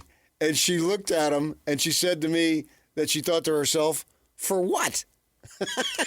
So it depends on where you live. Some people didn't have much to vote on. Yeah, but she had no clue it was election day. You didn't get Neither anything did in the mail? I. Oh, you didn't get anything in the mail? That's how I knew. I have no idea. I never look at the mail. I look at the mail. I usually bring it in. She brings it in. I bring it in on 3. Family on 3. Bring it in. Thank you, Kyle Whittingham. That's the only bring in I do. No. Brandon wants more out of Peterson. He says Mitchell sucked in clutch time and next to no defense. He did not suck in clutch time. I push against that big time. The next to no defense at the end here in Utah was a thing. Okay. He was not crushing himself at the defensive end. You got me there. Yeah. But you don't know. Which is funny because that's how he announced himself. Is not viewed. The logo, Mr. Clutch, is not in a defensive stance. No, usually so clutch time. Not clutch usually, time always. Usually referred to in-game action hit and shot, but it can also be free throws. That where the game not stops usually, and everybody stares. Always. It's always free throws? No, it's always offense. It's just the offensive end. Okay. You don't get boy. Robert Horry, he was clutch. He got that rebound. Nobody says that. He hit some shots. They were saying in New York about that rebound. Big deflection, Bob. That doesn't really roll off the tongue. We should give that to somebody and make it stick. Big deflection, Bob. Right? Yeah. It's big shot, Bob. Maybe like Concha or somebody who's good at that kind of stuff. Got to come up with a defensive nickname for him. That would require him to be in the game. The glove. At clutch time. Yeah, it would. Right. Yeah. You got to play the last 5 minutes of the fourth quarter. Yes. The glove. There aren't very many defensive nicknames. That'd be one. So I don't know if I'm coming up with 2 or 3, but I got one. If you wanted to say Mitchell wasn't clutch, I disagree. Kevin, I sure hope he's better than that. Yeah. I think that Locke got enamored with Mitchell. He was raised right and all that stuff. Mason, then we went through all that losing just to get another Donovan Mitchell when we already had Donovan Mitchell. The way you put that made this entire process sound like a giant, pointless circle. Well, sort of pro sports is when you think about it. I was going to say, the people I know think they spend a lot of time on sports and be like, it's all kind of pointless, isn't it? But that's the point of it. Go have some fun. Right. It's not the most important thing in the world. Right. But once you come to that conclusion, it becomes a lot better. You go out there and go to a game and have fun with friends. Yeah. And I think a lot more people than people assume have come to that conclusion. And I think that's the reason that game management is such a thing in arenas. What they do with the lights and the scoreboard and the mascots and the contests and the lighting up the ice at the hockey game and projecting all that, that part's a show. That doesn't have to do with the winning and the losing and who's bigger, faster, stronger, or more skilled. Uh-huh. But all the owners, or in the case of college sports, the athletic directors, realize you can't win them all. But people need to be entertained every time they're going to come if they're going to keep coming. So what are the elements of the show that are fun? And you take a kid to the game and the kid laughs because the mascot has silly string. Okay, now you feel happy about taking your kid or your niece or nephew or little brother or sister or whatever to the game. Whether they hit the big shot, score the goal, the touchdown, hit the home run, whatever. Yeah, I mean, you want that You don't want to go see your team get your brains beat out all the time. No, you don't. So you need some of that. Having done that, the product on the floor/field court needs to be good. And yet the arena was full. Now it won't last forever. But that hope we always talk about, pro teams selling. The Jazz have been selling that for 4 years, and I don't know how much longer they could have sold it. Well, I think for the Jazz, it was let's get out of the house in the winter and have a nice night out. Maybe you go to the Toyota Club and have dinner there, or you go to some restaurant adjacent to the downtown. But I think going forward, it's going to be, man, let's go to the Jazz game tonight. They're playing whoever, and does the win streak get to 4 or 5 or 6 or 7, right? So the storyline and the intent and purpose will change because the game will matter. You'll see great plays. Everybody, we'll see it immediately next week. Darryn Peterson, and when he hits his first bucket and makes his first little smooth move, you'll hear an in the crowd. I know you will. And they're going to be super excited about it when he does his thing, and that's something that you're going to look forward to. And then you want to be in on the action when the season starts, and the TV ratings and all that are going to be through the roof because people are going to be back, and it's going to be appointment viewing again. And the 4 years is over. And so now it's time to go and to see what they got and to see Jaren Jackson, because you really didn't get to see him, right? Both the games that he played, were they away games? And so now he'll be in town, down in Florida or Atlanta or somewhere down there. And now you'll be able to see what he can do. And he's in town working out. That tells you about him.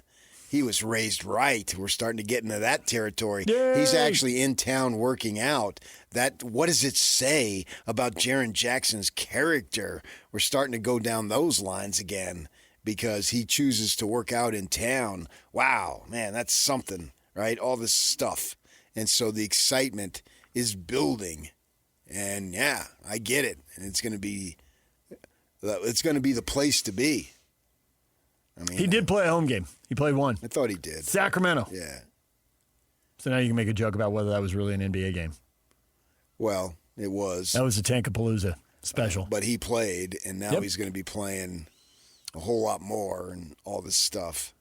And Peterson, the thing about it, if this would have been last year and you got Darryn Peterson, he would be the big draw going into this next season.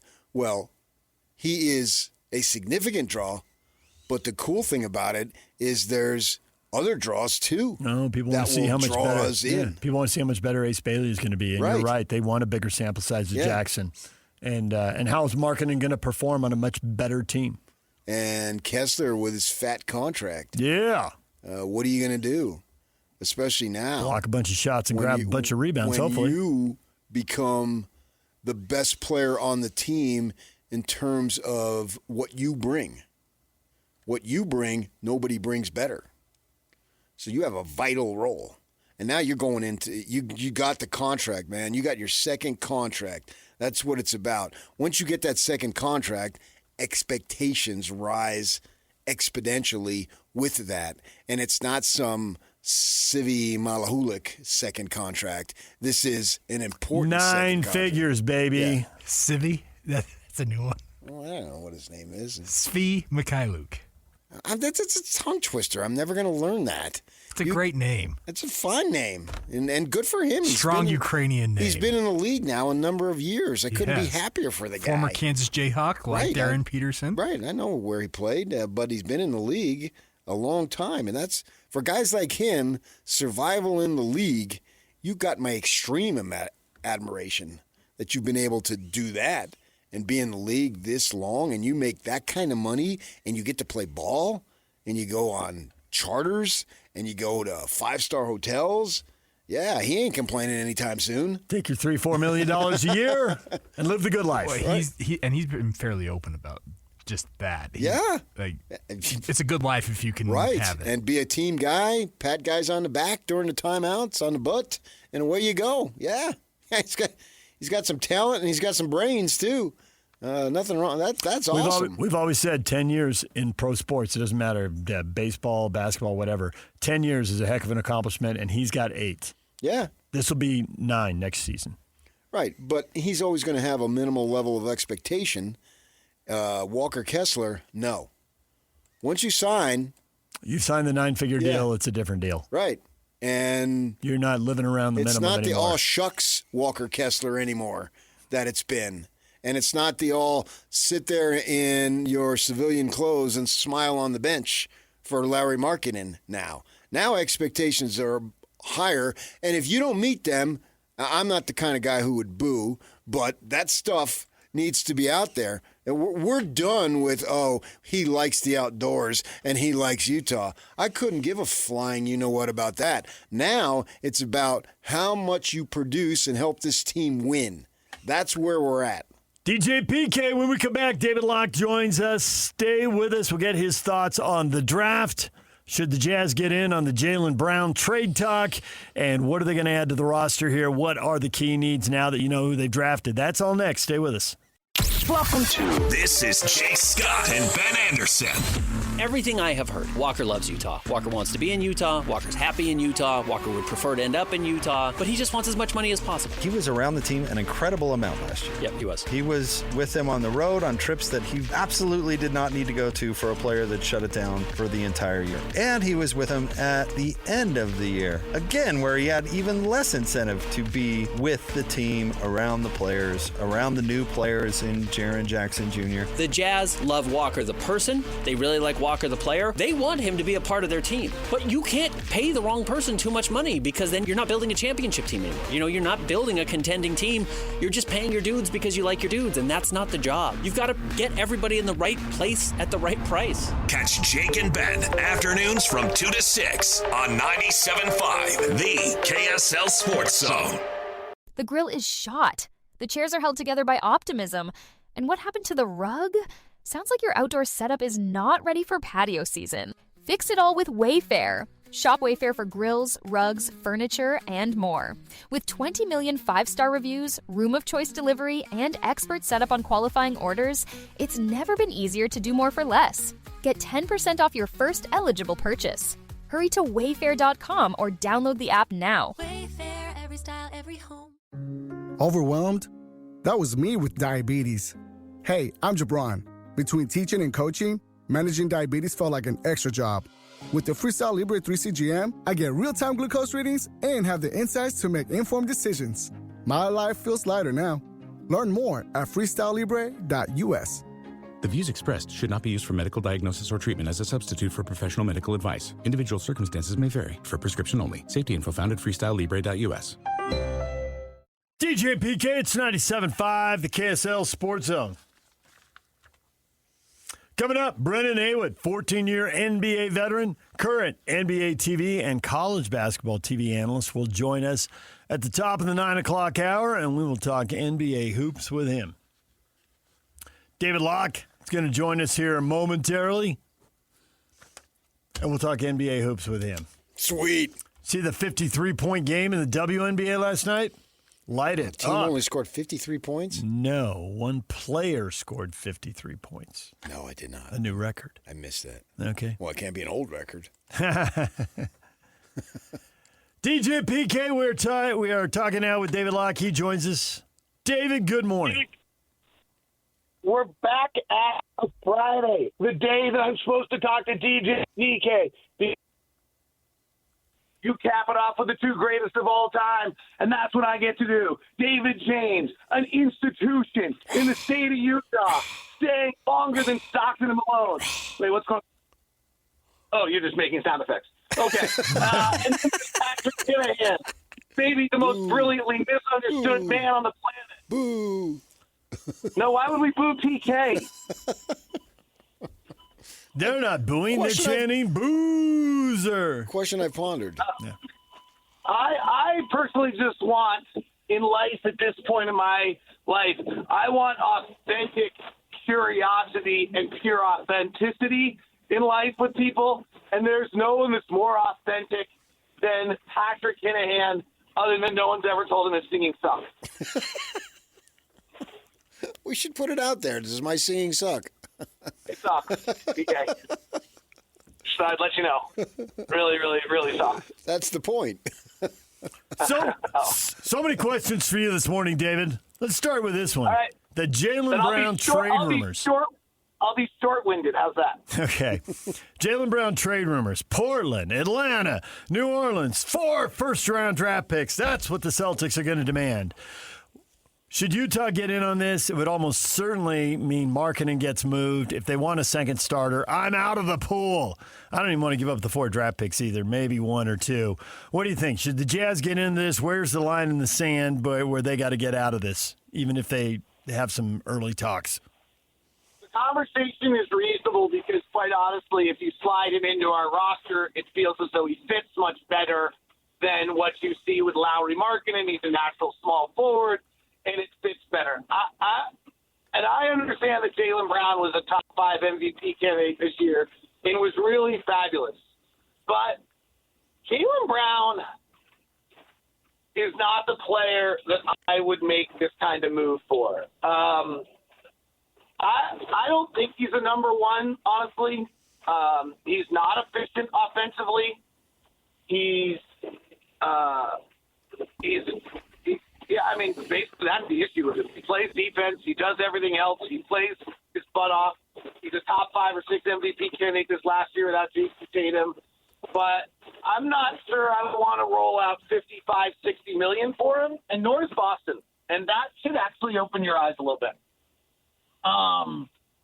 So that's my I don't want to disparage a top 6 MVP candidate last year, but Jaylen Brown's one that when you dig into the efficiency numbers, you dig into kind of his offensive profile, you dig into to me, he's not the number 1 that's getting you over the top. And I don't want to say I think he's overrated, but I don't think he's a top 5 or top 10 player in the NBA. +2, man. I'm excited about this Jazz group. I want to see what these guys can do with this coach this season. I don't want another move. I've had too many moves. I want some continuity now. Yeah, okay, so I'm going to just flip to the other side of this argument for a moment. There are some things that are clearly a problem with this roster as it sits right now. And this is the most wonderful thing about what's happened in the Jaren Jackson acquisition and the Darryn Peterson drafting, is we can now talk about basketball on a championship level. Right. Okay, if you're going to try to really win 50 to 55 games, this roster has the following flaws, and we can discuss it. And those flaws are: we don't have enough ball handling. Jaylen Brown can handle. We don't have enough self-shot creation. Jaylen Brown can self-shot create. We do not have a perimeter defender on the roster. Jaylen Brown's a pretty good on-ball defender. There are reasons why, and there are weaknesses in this current iteration of this roster, even before it plays a game, that are abundantly obvious.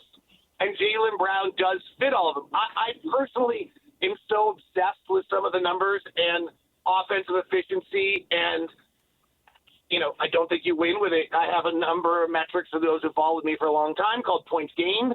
Jaylen Brown is a below average offensive points gained player, which means that if you gave it a collection of average NBA players the same amount of possessions as Jaylen Brown, they actually would score more points than he would. He's just a high-volume offensive player. That is not my preference personally. But on this iteration of the Utah Jazz, we have some pretty glaring weaknesses if we're trying to be a championship team, and Jaylen Brown does address most of them. So it makes sense. I'm just not sure I think he's the guy. And I don't love the number.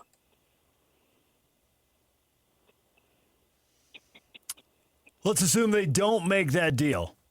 And they keep this roster together. The PK and lots of fans weighing on Facebook were saying the same thing. Hey, this group looks pretty good. Let's see what they can do. What are you adding first? I think it's 12 spots spoken for, assuming Kessler, Peterson would be 10 guys under contract. They'd be 11, 12. You got 3 spots left. How you deploying the roster spots and the money to shore this group up? Yeah, I think if you need probably a backup center, so that's hopefully Nurk, but not a lot of minutes there. We can talk about that on the side note if you want. I'm trying to be brief today. You need another ball handler. We just don't have enough ball handlers. You actually need more shooting. We don't have very good shooting. And in that combination, we need someone tough as PK. We need someone with the grit and toughness of Patrick Kane. Still not a lot. I don't know if we have toughness, honestly. Like, it's easy to say we don't have it. I've never seen it. Never really asked any of these guys to have toughness either, right? Like, we didn't know that Stephen Castle, maybe we did from UConn, Dylan Harper, Julian Champagny, that these guys had that until they had to. So I guess we'll find out. But as of right now, like, I would like to get somebody on the roster who, as Rudy Tomjanovich talked about, you got to have some guys on the roster that when there's going to be 3 storms a season and they're unfazed. And some guys who also, or even you've lost 2 in a row, the pressure's mounting, you're down by 7, there's 8 minutes left, the crowd's murmuring, and somebody comes in and kicks somebody's you-know-what for a minute and kind of enlivens everything. So, like Marcus Smart, Max Strus, Tobias Harris did it for Detroit this year. Like, somebody like that, I think we need on this roster. Can Will Hardy set the tone for that in the way Jerry Sloan did? Yeah, I think you're in trouble if you're asking your coach to lead you all 82 games. I didn't say lead. I just said set the tone. Yeah, I mean, Will's insanely competitive. He'll set that tone and show that expectation. We've seen that out of him. But I'll say it. So, yes, Will can do that. If you are relying on your coach to do that for all 82 games, you're in trouble.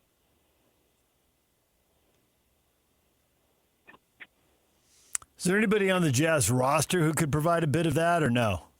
The Svi, Konchar, just be the junkyard dog who comes in. And we just didn't see it because there were so many blowout games and they weren't trying to win. 100%. Like, pretty unfair to say these guys aren't tough when they haven't been asked to be, but usually it's someone who's been through a few of the storms of the NBA. Usually it's someone who's, got a little bit of something in their back pocket where they can remember what they've been through before to know that they can get through this now. I think that's what the Knicks had as a group, right, is that they all just – guys have all been around a little bit. They're not old, but they've all been around. Like OG had watched the championship team. Cal Bridges had won a national title. Jaylen had won a national title. They've just been around, and they were able to carry as a group. Oklahoma City didn't have a lot of that beforehand, though Alex Caruso is that tough guy. They had Isaiah Hartenstein. Those are 2 probably good comparisons to kind of what I'm talking about is that kind of veteran player. I mean, maybe it's Lou Dort. He cannot shoot, but maybe it's Lou Dort who we add to this roster if he becomes available, who can bring you a little bit of that junkyard dog toughness and you figure out a way to make him just good enough offensively. Darryn Peterson, I listened to your thing. You were excited about it, as you should be. Maybe Donovan Mitchell special. And I love Donovan Mitchell. I just don't think that Darryn Peterson should settle for that. I think he needs, when it's said and done in 15 or whatever years, he needs to be in the conversation as one of the better all-time guards in the history of the league. That's the standard I'm setting. If you're a number 1 and number 2 pick of an NBA draft, and it's a great draft, your goal should be the Hall of Fame. That's where most of them end up. So I don't know if I can go as high as you just went. And again, Mitch Richmond's in the Hall of Fame, so you never know. So maybe it's not as great. Sacramento reference for DJ. The kid should be great. I don't know really how to react to like saying he should be one of the greatest guards to ever play the game. I think Ray Allen's one of the greatest guards to ever play the game, so that would be in the mix of possibilities. I don't know if you think Devin Booker is one of the greatest guards to ever play in the game, but I think that's in the mix of possibilities. Donovan is certainly one of the greatest guards to ever play in the history of the game. If he's a 6'6" Donovan Mitchell, he takes care of most of Donovan's weaknesses. Right. There's a chance, man. You just don't get talent like this. This is special stuff. He's probably the best player to ever be drafted by the Utah Jazz. No offense to Darren and Daryl Griffith. He's just don't get this. This is not the kind of player that you could. To get a player like this, you have to have the right year that you're not good. 2, you have to have lottery luck, and 3, you got to have a draft that has players like this. You know, you could have gotten the Anthony Bennett draft. You could have gotten, the Michael Olakani draft. You could have gotten a lot of these others, like even recently, which was a decent draft, Paul Montero, Chet Holmgren, and Jabari Smith 1, 2, and 3. It was a good draft, but it's not that good, right? Like, these guys, all of these guys up top seem like they could be really, really special. They won't be. It's not how it works, but somebody here is going to hit. Someone's going to hit big. And Darryn's as likely as any other. It wasn't that long ago that you were telling us the offense could be running through Ace Bailey. They could be turning over the keys to him by midseason. Now, Peterson figures to have the ball in his hands. Keontae George figures to have the ball in his hands. Is Ace Bailey going to be that awesome? You still think that happens? Does this draft pick change that arc? What are you expecting? I'm all in on Ace Bailey. I think he's great. And I think maybe more importantly, what has maybe not been talked about enough about Ace Bailey is what Ace Bailey showed us in year 1 is he's about improvement, he's about team, and most importantly, he's about his teammates. There just are not that many guys that are about their teammates. Understandably, the system's not that. PK wasn't about his teammates when he was rising up through the writing ranks and the daily breeze. He was about his great piece every day. Most of us weren't. I wasn't particularly interested in the well-being of my teammates at Sports Radio 570. I was pretty interested in my ratings. Like, let's be perfectly honest about it. Sure. At 22 years old, there aren't that many guys that are about their teammates. Ace Bailey's about his teammates. It's really special. He's a neat kid, and he's about improvement. He's about his team and his teammates, and we didn't know that when we drafted him, and that's probably been the biggest revelation about Ace Bailey. Ace Bailey could be great. Ace Bailey could be Tracy McGrady great. Tracy McGrady was 7-time All-Star, 7-time top 10 MVP candidate player. That is a huge comment to say someone could be Tracy McGrady. I think Ace Bailey could be really, really good. He's got some little things he's got to work on.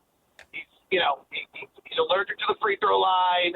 His shot numbers need to be better. They'll get better as he plays with better players. He's got, his hands aren't huge. He's got to figure out how he's going to get a good handle without John Stockton-esque massive hands. If you go back and look at his combine numbers on that. Some of those, he's got a little, but I'm a big Ace Bailey believer. I think I would guess, I do think Will is naturally offensive-minded. I would guess that our closing 5 is Keontae, Darryn, Ace, Lowry, and Darryn. If that group shows it can rebound enough to be a closing 5, it may not. You could go to all sorts of people in that setup, right? Like your primary set could be a nice little pin down for Lowry and let him turn the corner and all 7-1, Ivan Dragic, power and muscular fit powering to the rim on somebody, or you're catching Jaren Jackson the right corner for a 3 out of that, which is probably the option that the other team wants, or you have Darryn and Keontae playing off that with Ace. There's a lot of options here that are pretty great. I do think Ace Bailey 6'9", elevating, getting a shooting pocket, getting a little stronger, working like the kid's going to be great. But I'm in on Ace Bailey. I'm in on Darryn Peterson. We've got an unbelievable, if things, barring injuries, the good thing is that people got knocked out of their primaries, so we don't have to worry about that. For those who got that joke, that was funny. Something bizarre happening, like a legislator criticizing a player for autistic, that just sours people forever, or something crazy. We got a good run here. We got three or 4 years with this group, and then we've got a group that's Ace Bailey, Darryn Peterson, hopefully, and whatever pieces you put around it. This is incredible. Well, I think the flip side to be that, let's just hope the players stay off social media and don't get caught up in that. Yeah, that could be the flip side. But I don't think anyone really enjoys being insulted. Basically, we don't need to go down the road. It was out of line. I'll stick where I am. I feel pretty comfortable where I am on that one. We'll leave it right there, David. Thanks as always. We'll talk to you next week. You bet. When we come back, Brennan Haywood, 14-year NBA veteran, current NBA TV and college basketball TV analyst. He's going to join us at the top of the hour. Stay with us right here on The Zone. 3, 2, 1. This is Scotty G and Coach Tim LaCombe. Joining us now, it is Kurt Helin, NBC Sports ProBasketballTalk.com. You mentioned Walker Kessler, and what do you make of that? What do you read between the lines, I guess? This is, look, it sucks to be a restricted free agent in the modern NBA because your leverage is largely gone if the team that has your rights lets it be known they're going to re-sign you, which is rightfully what Utah's doing. Does it drive down his market? Yeah, that's kind of the point too. But the reality is they're not letting him go. They can match and force a sign-in, at worst, force a sign-in trade and get back other things they want. So I think this is the agent trying to, man, we're not happy. At the end of the day, the sides will come to a number and agree to it. And if he's really frustrated, you push for a shorter deal. You try to get back on the market sooner, and maybe Danny's good with that, and you figure something out. Catch Scotty G and Coach weekdays from 10 to 2. Presented by Mountain Land Supply on 97.5, the KSL Sports Zone. Kazoo night. Oh, man. I got that off air. I got that on air. You still deserved a kazoo night. That was a big sneeze. I know. Some of it got on your arm. Oh. You are a 12-year-old man. It's definitely a Friday. It is. It's 8:53 on a Friday.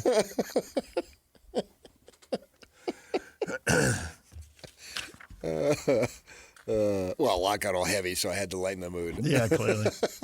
Clearly. All right, so what do you think of the Jaylen Brown? Is that basically what you wanted to hear out of him on Jaylen Brown? Since that seems to be the story going forward. I mean, I know the draft is a big story and that'll evolve, but like this will be a big trade when it's made. A lot of assets will change hands. They don't have a perimeter defender? Well, Darryn Peterson and Ace Bailey? Can't those guys defend? What skill do you need that they don't have? That's good radio. It is, actually. I was off the air. You can't control a sneeze. That's on your arm. That was not off air, trust me. Right into my ears, which I know are going over air. Yeah, but what am I supposed to do? Run out the window, out the door? No, you're good. You're good. That's why I said kazoo night. There's nothing you're going to do about it. The perimeter defender isn't my primary worry. The perimeter ball handler is.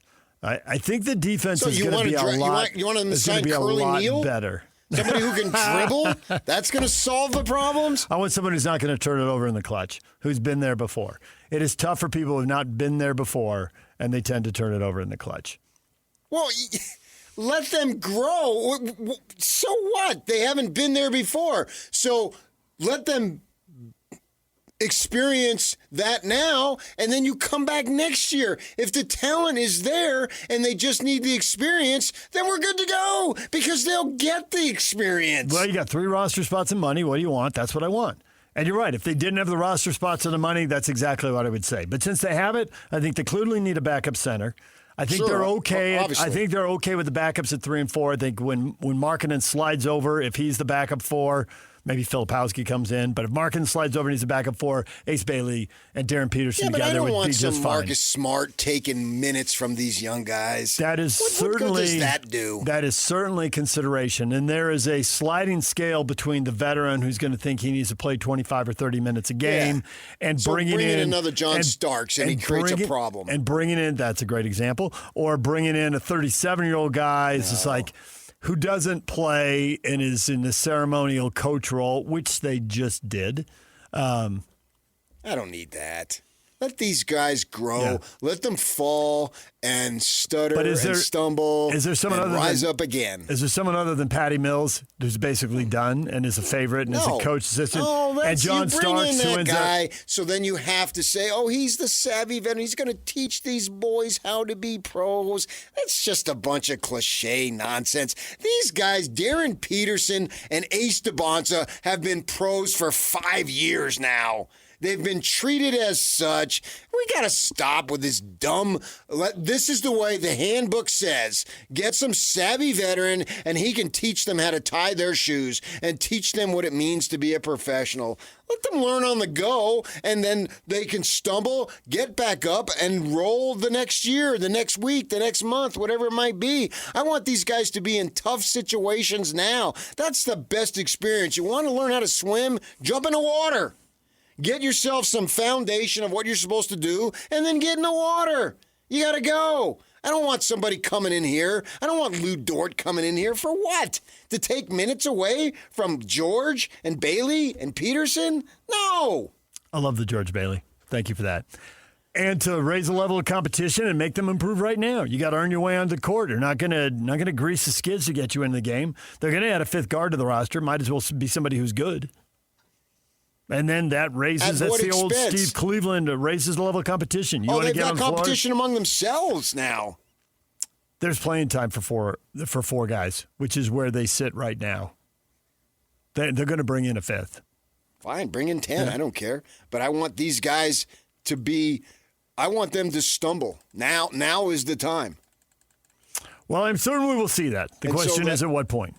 That will set them up for next year and get them as much experience now and learn how to win and suffer losses to where the losses actually are held accountable for, and we don't have to hear, oh, man, these young guys, blah, blah, blah, blah, blah. No, they blew it, and sure, they're young. We understand that, but they need to get better. Set the standard as high as you could possibly set it, because that's the only way you're going to meet it. The Spurs did that this very season.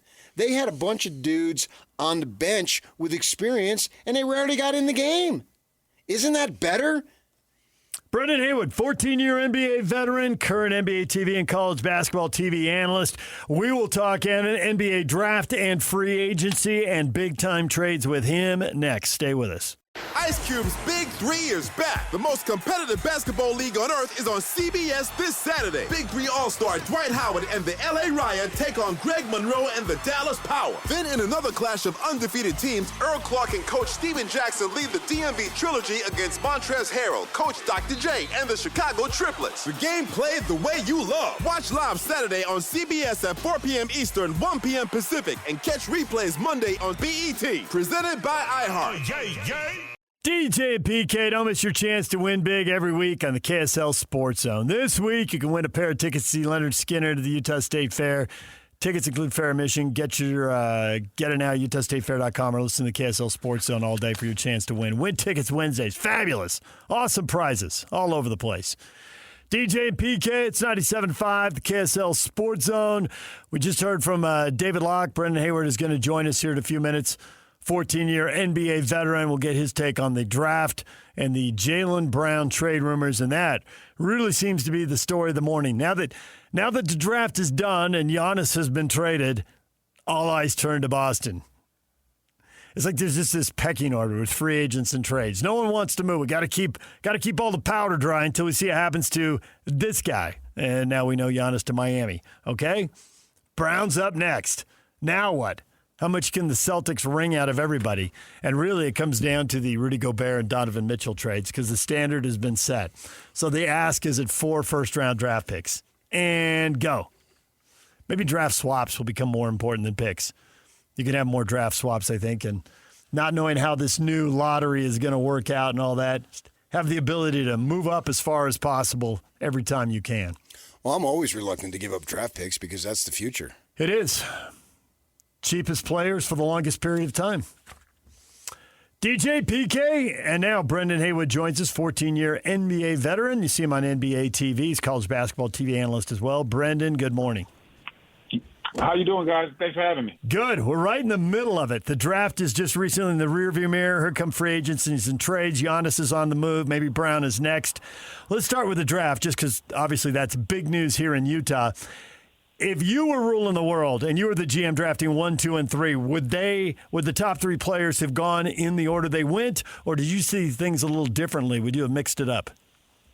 Yeah, I probably would have mixed it up a little bit. I think AJ would definitely go number 1. I think AJ and Darryn, they were battling back and forth all year long, and just the simple fact that AJ didn't have the cramping issue to worry about, you definitely take him number 1. Number 2, I would have taken Peterson, but at 3, I love Cam Boozer. Competed against his dad all my life from college and pro, but I would have went with Caleb Wilson. I just feel like he gives you a higher floor. I'm not saying that just because I'm a Carolina guy, but he's so much more athletic.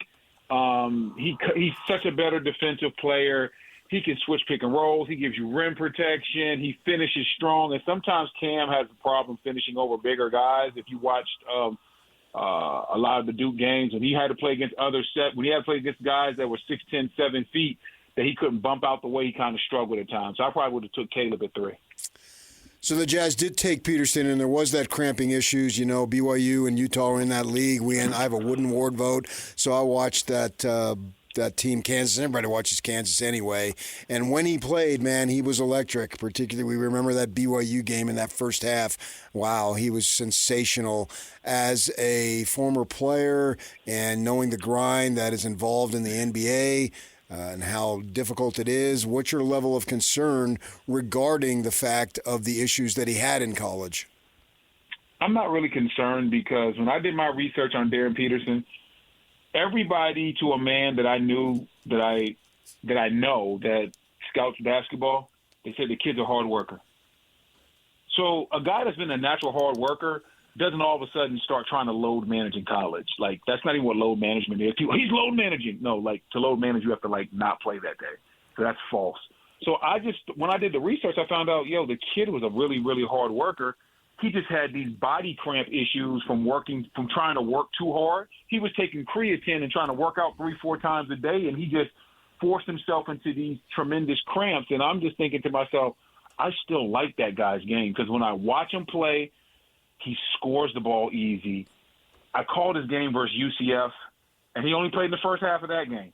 But, man, it might have been the easiest 20 I've ever seen scored in college basketball.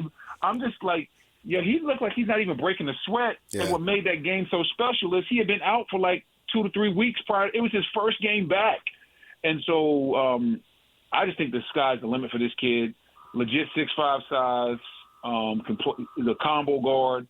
And then the biggest thing is if you go back and watch his high school tape, he's more of an on-ball point guard than he was at Kansas. Kansas, they had him playing off the ball a lot. And no disrespect to anybody, but it's going to come off wrong. But Bill Self didn't put that team together well for Darryn Peterson. Like you can't have a point guard like Darryn Peterson, have him play off the ball, and then don't have any shooters. They didn't have any wing shooters. They didn't have a stretch 4, stretch 5, nothing. That's why St. John was able to beat them the way they did. They just cut the paint off on him and forced him to pass the ball to guys that couldn't shoot. So when I look at Darryn Peterson averaging over 20 points per game with the cramping issues, playing against older players in college basketball is really old now. Guys are 23, 24 years old, and then doing it with a roster that's probably not that good. No one on that Kansas team was getting drafted. Like, that tells you how good he is. Like, everything was actually set up against him. He had the cramps. He had the bad roster. He didn't have any shooting. He had to play a different style than what we're used to. This kid worked on his game so much, everybody thinks he's a natural shooter. Shooting was actually the part of his game that people were worried about the most coming into college. Utah has a great one. He is going to transcend that franchise. Wow. There are people here who think that Ace Bailey's trajectory is fantastic. And we've been told by some people that guy is going to be running the offense by February. That was before Peterson got drafted. And obviously Keontae George had the ball in his hands and made a big step forward. How would you prioritize splitting up, who starts the offense? I mean, once you get into the 24-second clock, all kinds of things can happen. But who starts it and how much of the time? How'd you rank those guys? Well, I think it's going to start out with Darryn Peterson, obviously, because he's the number 2 pick, and then it's going to be Keontae George. Keontae George was great last year. He's gotten better every single year. 13 points as a rookie, 17 as a sophomore. Last year, 24 points per game. The offense is going to be initiated by those two guys. Now, I know Ace Bailey has talent, but as long as those two guys are on the floor, that's where the offense is going to be initiated. Ace Bailey will probably be better served coming off the bench where you can use him as instant offense. Where one of those guys goes off the court and then you bring Ace Bailey in so that you can start running plays directly for him. Because if he's out there with Peterson and if he's out there with George and Jaren Jackson and can't think of the big fella's name. Kessler. No. Marketing Kessler Jackson. Yeah. I don't know why I couldn't think of marketing name. Like, no, there's not going to be so many shots for Ace Bailey. That's a strong crew. Like, Utah's in a great position. This isn't your average number 2 team. This team has some real ballers. Most number 2 teams come in there. Yeah, we're 3. We don't have much talent. They have front court depth. They have a 24-point per game score. Like, this team has some body. You got a nice young player, Bailey. I like this Utah team. Yeah, for sure. That's what we were talking to him about, that coming in number 2, it's not a rebuild situation. They're expected to win. It's going to be exciting, particularly after 4 losing seasons in a row in which they were trying to get draft picks and all that stuff, but that's over now. And you spoke of Keontae George, and he's been able to make substantial improvement each year. What do young players need to do in the offseason, particularly in the summer, to make sure that their climb is still on an ascension rather than leveling off? Because it seems like there's so much more to come for all of these younger guys. So I'm just wondering how intense the summer needs to be. Man, when you're a young player, it is essential that you continue to work on your weaknesses, and then you have to work on what you're going to be able to use. I'll give you an example. I remember one summer I was shooting, I've told this story before, I was shooting step-back jumpers. I was in Charlotte. And rest in peace, I played with a guy in college by the name of Jason Capel. And his father, Jeff, was one of the assistant coaches for Charlotte. And he pulled me to the side. He said, "Hey, Brendan." I said, "Yeah." He said, "Why are you working on step-back jumpers?" I said, "I'm trying to expand my game." He's like, "Yeah, but do you hit regular jumpers?" I was like, "A little bit." He was like, "Well, how many shots do you get a game?" I was like, "I don't know." He's like, "You play with Gilbert Arenas." He started running. Antoine James. You think you got 4 or 5 step back jumpers a game for you to take? No. Well, then why are you working on that shot? That shot's not for you. He said you're better off working on your left hand jump hook. You'll get 3 to 4 of those off a game.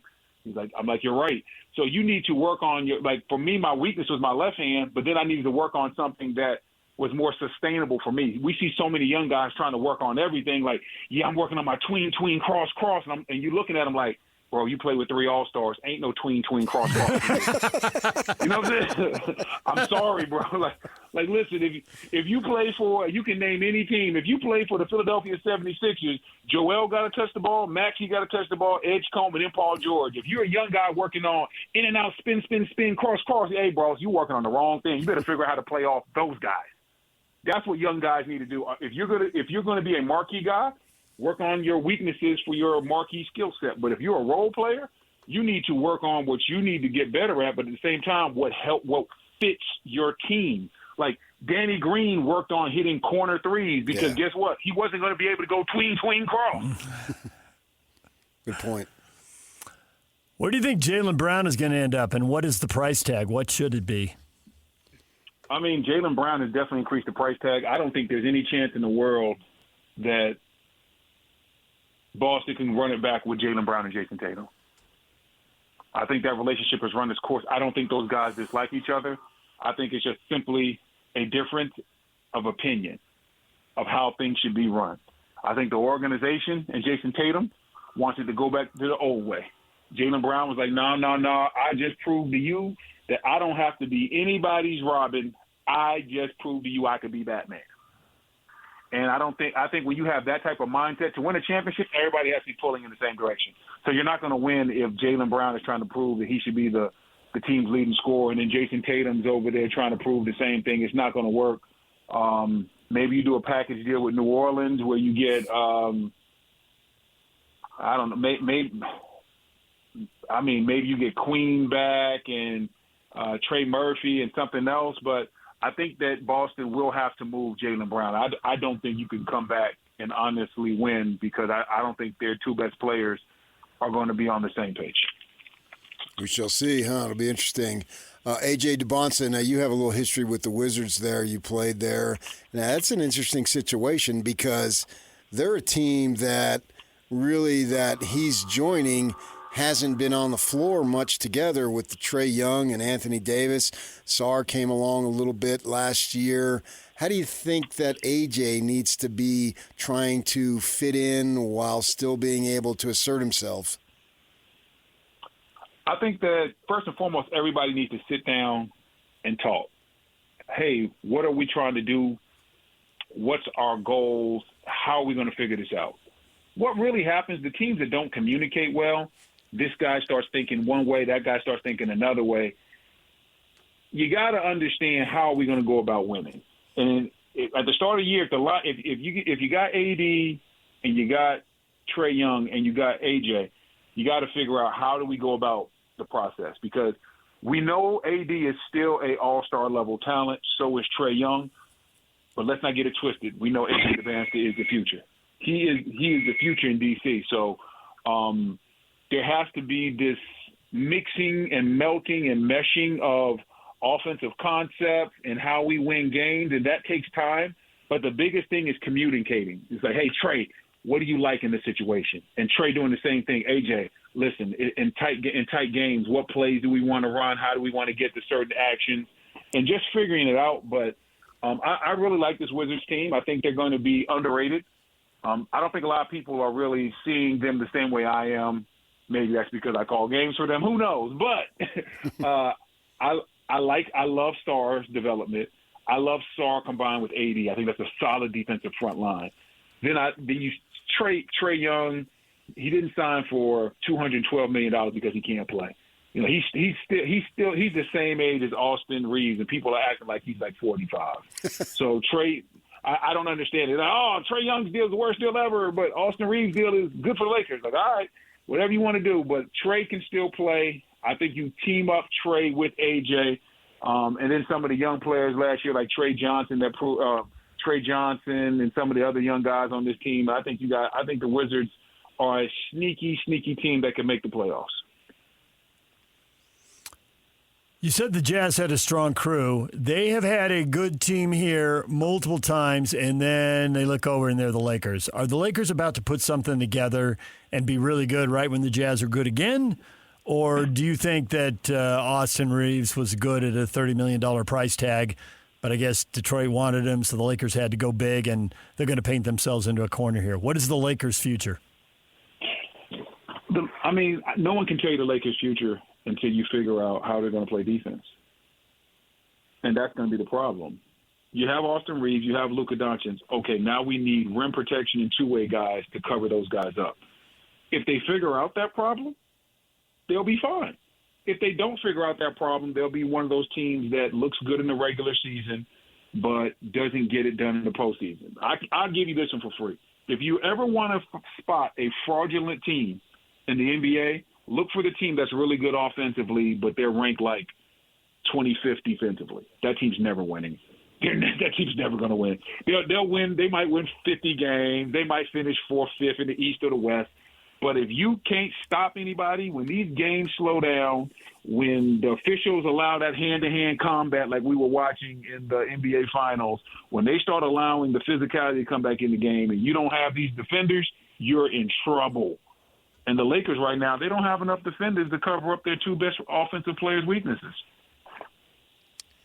Brendan, I'm always fascinated how players, what they do when their career is over and they've had these, whether it's short or long, how they make the adjustment into what I would call real life.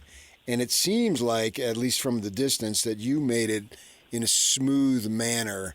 How did you be able to figure out, as you were growing older, that you were going to use the game rather than let the game use you, and you've made this transition to where you are now, and you're an analyst and a commentator and all that? Because it seems like you must have had some mental preparedness to be ready when that time came. Well, first and foremost, where a lot of people struggle is basketball was what I did, is not who I am. I love it. But some people, when they step away from the game, they lose themselves because they're no longer hearing the applause. They're no longer playing in front of 20,000. So basketball, I never lost myself like that. I always loved the game, but it wasn't my whole identity. And then throughout that, it just came down to when I was ready to retire, I found something that I thought I was good at and that I liked, and I just stuck with that. And it was, hey, I always love to talk the game of basketball. Even what these conversations that I'm having you are the same conversations that I have with my best friends on group chats. Like, yo, how good do we think Utah is going to be? Mm-hmm. How are the Lakers going to defend? Like, I found a way to take what I do on a normal basis and get paid to do it, and I love it, and I feel like I've never worked a day in my life. Mm-hmm. NBA, post-NBA, if you can find something that you like to do but it don't feel like work, that's the path. And so once I retired and I started doing analyst work, I was like, yeah, this is the path. This is where I want to. This is where I need to be, because I can paint a picture with my words. I can tell you exactly what I see and why I think it will work or won't work. I won't be right all the time, but a lot of times my experience will lead me to be right, and I can give it to you in a way where it's not super complicated. And that type of style works well for me in this field, and I've been able to just hone my craft and perfect it year after year. Do players talk to you about that? Do you see guys in the league who are, 28, 30, 32, getting pretty late in their career, quiz you on that? Or do you see guys, veterans, and you think, oh, it's going to be a bumpy road for this guy in a couple of years? I think everybody's different. We're seeing, first and foremost, now that we have so much direct-to-consumer action, we're seeing so many more podcasts, so many more players are getting in this space because it's more jobs. It used to be, oh, man, if you weren't with one of the networks, that was it. But now it's like, hey, man, you got these podcasts that are doing well. You got Out the Mud with Tony Allen and Zach Randolph. Man, I never even knew Tony Allen could talk when he was in the league. He never got interviewed. Like seriously, when he was with the Celtics, it wasn't like, forget Paul Pierce and Kevin Garnett. We're gonna go interview Tony Allen. Like probably only the local people knew Tony Allen had that much personality. But Tony's great. Zebo is great. You got All the Smoke with Steven Jackson and Matt Barnes. Jeff Teague is going to be known more for his podcasting than playing basketball. Guarantee it. Like, there's going to be kids in 5, 6, 7 years that aren't even going to realize that Jeff Teague really, really played and was cold and was an all-star, because he has such a platform with 520 and his friends and what they do from a podcast space. So right now, man, we have more players getting involved in that space than ever. And so you see certain guys, I can't tell you who's going to make it and who's not, because from a national stage, they really only want to interview the top 2 or 3 guys. So there's guys that can talk that you never knew could talk. Like, if you go look at I told Udonis Haslem, I said, bro, man, when you had that big old black mouthpiece in your mouth in Miami, I never knew you could speak this well. Like I never knew Udonis Haslem was this well-spoken and this well thought out, and that's why he's thriving in this space. So to answer your question, I can't even judge a book by its cover, because so many of these guys have personality that you didn't even know have it. Because they don't get a chance to show it on a national space. Brendan, it was great to have you on the air, share these stories, and get your thoughts on some of these moves in the NBA. Thanks for joining us, and continued good luck in your career. Hey, man, appreciate you. Thanks for having me. And to all your listeners, hey, man, make sure you check out my Instagram, bwood_33, and also go to my other page, Tallest Tale. I'm giving you some of the best NBA stories out there, but I'm mixing them with animation. I guarantee you're going to love it. Also out on YouTube at These Tallest Tales. Tallest Tales, I'm telling you right now, is taking over some of the best content out there. Go check out some of the stories. I guarantee you're going to come back. All right, we'll do it. Thank you, Brendan. Appreciate it. Brendan Haywood, 14-year NBA veteran, current NBA TV analyst and commentator, does college basketball too, and he's taking over YouTube. And there are tales out there, PK. You know that from being a beat writer. Oh, yeah. These guys got stories. There's stories. Want to share them and they provide insight, too. There's a place for that for sure, and they have that specialty. I like another guy saying he's not that concerned about Darryn Peterson and all the other stuff, and that it won't happen in the pro level. That's what I want to hear. Now, obviously, I want to see it, and we'll get to that opportunity starting in October to see it. DJ and PK, everything you missed in this show, next. Stay with us. The Utah Jazz select Darryn Peterson. The Utah Jazz have found their future face of the franchise as Darryn Peterson is on his way to Salt Lake City. The BYU at Kansas game, he had 18 points in the first half. He was 6 of 8, had 3 steals. There was no question who the best player on the floor was. Winning basketball is back in Utah, and the KSL Sports Zone will be with the New Look Jazz every step of the way. Your exclusive home of Utah Jazz basketball is right here on 97.5, the KSL Sports Zone. Overwhelmed? That was me with diabetes. Hey, I'm Jabron. Between teaching and coaching, managing diabetes felt like an extra job. With the Freestyle Libre 3C GM, I get real-time glucose readings and have the insights to make informed decisions. My life feels lighter now. Learn more at freestylelibre.us. The views expressed should not be used for medical diagnosis or treatment as a substitute for professional medical advice. Individual circumstances may vary. For prescription only. Safety info found at freestylelibre.us. Make game day yours. Tickets, food and drinks, stats, and streaming. Everything you need is in the Utah Mammoth app. Download today and make game night easy. Download on both Android and iPhone. Tusk Top. Slacker Radio Headlines brought to you by Trajan Wealth. Call Trajan Wealth today, your local trusted financial fiduciary. Call them at 1-855-TRAJAN1 or visit the website at TrajanWealth.com. Just had Brendan Haywood on, Wizards announcer. Pretty pumped about the future of the Jazz right there. Upbeat, PK, on multiple fronts. I think everybody is and should be. Why wouldn't you be? I mean, it's all going to come crashing down because the money is going to get to them in 2 years, right? Money gets to everybody, but how much fun do you have in the meantime? We're going to have a lot of fun, comparatively speaking, and then I think beyond comparatively speaking. Compared to who? Well, this last 4 years. Oh, yeah. No, it's so I'm way doing more two fun. things here. It's way more fun than the last 4 years. Compared to the last 4 years, Yeah. but also compared to anybody in the NBA. What level of competition can they provide against the very best of the NBA? I don't think it's out of the realm to think that they can compete with the very best in the NBA. Maybe not immediately, but this group at least has 2 years to grow together. And certainly Ace and Darryn Peterson have several years. I mean, especially now that the guy got defeated out of some Senate race or something. Apparently that was a big deal. I missed it. You and Locke informed me on that. But beyond that, these guys are going to be here through the decade, are they not? I would expect so. I mean, you never know. Aren't they going to grow? You never know the future, but the combination of their rookie deal and then as a restricted free agent, the club has the overwhelming advantage. So, yeah, I would think into the 2030s. I mean, we're seeing it with Walker Kessler now. What's the market? And, And I think it was Haywood who just said, once they tell you they're going to match, maybe it was Locke. I can't remember which one of them was talking about it. Once the club says you're going to match, you that don't have much alone power. is exciting. Yeah. Just those two guys growing together. Mm-hmm. Dream. The possibilities. The statues. 1 year apart. Grew together. Different time. I get it. But we're just talking in the short term. I'm not talking a 20-year run that those guys had. Maybe they do. Who knows? But they're going to be together for the next several years. And if they can mesh, why wouldn't you dream big? I don't see why not. And where does it go?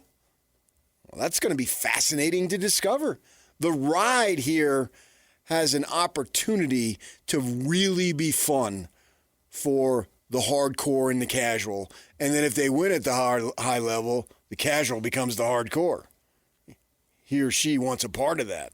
So, yeah, I anticipate a lot of good times. And then the intrigue is what is going to be part of the fun, too. Where can this go? Eventually that will be answered, but that is still 4 or 5 years away. But that doesn't mean between now and then it's like, oh, here we go again. When are we going to start to win? No, because I think they will win to some level. They will have some level of success this year. And then it stands to reason that whatever bar, it's like the hockey team. They came in last year, right? They competed for a spot. They didn't get it. This year they got it. They competed in the series. They didn't win it. Well, now the anticipation for next year, and all these hockey experts keep telling us this team is built to win for the foreseeable future. Well, I think you can say, without this group having played a game, that that's a logical expectation for the basketball team too. No? I think it is. Yeah. I think the money thing does loom as a problem out there, and I know that makes your skin crawl. You've made that clear. But I think the Austin Age quote has stuck with me. We're at a point in the NBA, and maybe they'll evolve away from it here in the next couple of years, but they've been at a point that the contracts have been more important than the talent, which that sucks because most of us are showing up for the talent. But the contracts and the salary cap and the luxury tax and all that has made owners draw a firm line in the sand. I think what's exciting about this team is, and we've been talking about it forever, it's becoming positionless basketball. And they have a lot of guys who play multiple positions on this team. And I think that as the money becomes an issue, some of the older, more expensive players, and so right now that's Markkanen at 29 and $45 million. Can Ace Bailey slide in at 3 if that becomes a problem? And, Jaren Jackson is the next most expensive guy, although he's a few years younger. Well, okay, if that's a problem, maybe Markkanen becomes the 4 and Bailey slides in at 3. So there are opportunities here to grow and move the pieces around on the chessboard, and who the heck knows how it's going to pan out. I mean, I'm counting on a lot from Ace Bailey when I'm talking like this.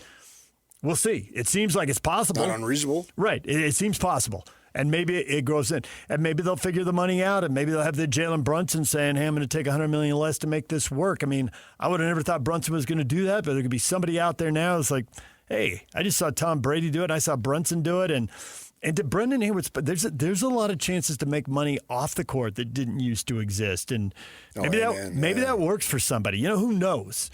But they're not completely capped out, jammed in a corner with nowhere to go. I go to the credit union because of Walker Kessler. That's good, and UCCU appreciates that. Nice. And heaven knows I had to take less money in the early days to satisfy you. You were the star. That didn't take long to fix. Yeah. 5 years. It was like a rookie contract, essentially. Suck, man. And maybe ownership, they'll go into the third apron. There is no third apron. To infinity and beyond. It's like Toy Story. Why would that? Hey, this is Ryan Smith's Toy Story 5. Exactly. To infinity and beyond. I've been told I have to see that. So, we got to go see a cartoon. Which, the others were good. They were fun. But, yeah, who knows? That he'd be willing to, if you're that close. I believe that it's worth thinking about, dreaming about, that aspirations for this club are pretty doggone high. I think the other thing is that you have to pay a price before you win, but it does seem like all that's been shortened in this era of the NBA. And what was isn't anymore. What are you looking at, the Spurs getting to the final? I'm looking at how quickly the Spurs got to the final. I'm looking at how quickly the Thunder won it. I'll even go back to the Warriors, which I think is a different era in the NBA. But I think even the Warriors, that particular group and the Warrior franchise has struggled for a long time. But that particular group, they got it together. And I have to go back and look, but I think Curry and Clay won it all in their second trip to the playoffs. Mm-hmm. So I think we have seen it speed up, and you can say it's more games, more AAU games developing, and the nature of the game has changed. There's more skill and less brute force, and you just had to let guys grow into their bodies so they could go in there and just slug it out in the paint with grown men. The 21-year-old just couldn't hang with the 27-year-old. And now it's a little different. I mean, it's not that the game isn't physical, and I think what Haywood said was spot on. They were reffing the playoffs differently when it got to the Western Finals and when it got to the NBA Finals. So you do need guys who can play in that environment, and that is really different than the way the game is refereed in January or March. Oh, yeah, NBA playoffs versus any regular season, It is the most different sport that we have. And I think that as much as things are changing and rules have changed and money's changed and styles changed, it was on full display. That has not changed. That was locked in this year in the finals. And in the conference finals in the West, there was a lot of hand checking. There was a lot of, and they couldn't foul everybody out. And they had a couple games where they called it. We had the 50 foul, 70 free throw game, and literally everybody complained about it. Everybody thought it was terrible. The only punch in the face that's allowed in the regular season is in the WNBA against one player. That was in the neck, not in the face. And they did hand out a suspension. But one nonetheless, game? I know it was one game. I was surprised. One game? Yep. And no foul called in the game. Hello. Hello. Yeah. There's a lot of things I want to say. Sam. It's Friday at 9:39. Mostly what you want to do is screw around. You're almost responsible there. By the way, that was an old record, the WNBA scoring record. Tied, not broken. So it was an old record. Yeah, but you said it set a new record. I'm wrong. I just corrected it. But you don't tied set. Tied a record. Oh. Okay, great. Yeah. I have no idea who did it. You never said. Marina Mabley. Former. What's her name? Marina Mabley. Mabley? Mabley. Oh, Mabley. Why can't you be true? Plays for Toronto and came from Notre Dame. Oh. The Toronto Tempo. Notre Dame. I always notice the 50-point games. Always catches my eye. Oh, yeah. You're a basketball junkie. You live and die this sport. Yeah, I mean. Compared to you, maybe. But not compared to Locke. Well, Continuum. Well, compared to the paycheck. Locke's not listening to the show. I paused so he could play the drop. All right, anyway. No, it is too late now, dude. If you're only half paying attention, come on, man. Okay, he's working on a thing. I understand. Yeah, things, man. Way more important than screwing around and playing drops with us on a Friday. Oh, we got to give free stuff away before the weekends? Yeah, if you Let's two get would pay on attention. Says the guy who's not paying attention at all. What are we supposed to give away? I don't even know. It's on your phone, man. Give away a blanket. Look at your phone. Okay. And by the way, paycheck is why I live in Utah. There it is. That took a minute. Disgraceful. Got to that later. I live in this state to vote for state legislatures. That's what I live there. Man. Caller 12 right now, 801-575-ZONE will win a lush American flag blanket. Celebrating the USA's 250th birthday from Minky Couture. Incredibly soft, the lush patriotic flag blanket is perfect for celebrating the season. This plush patriotic design is available in one size. It makes a cozy addition to summer gatherings, holiday decor, or everyday lounging. It has the flag design on both sides of the blanket for a complete look from every angle.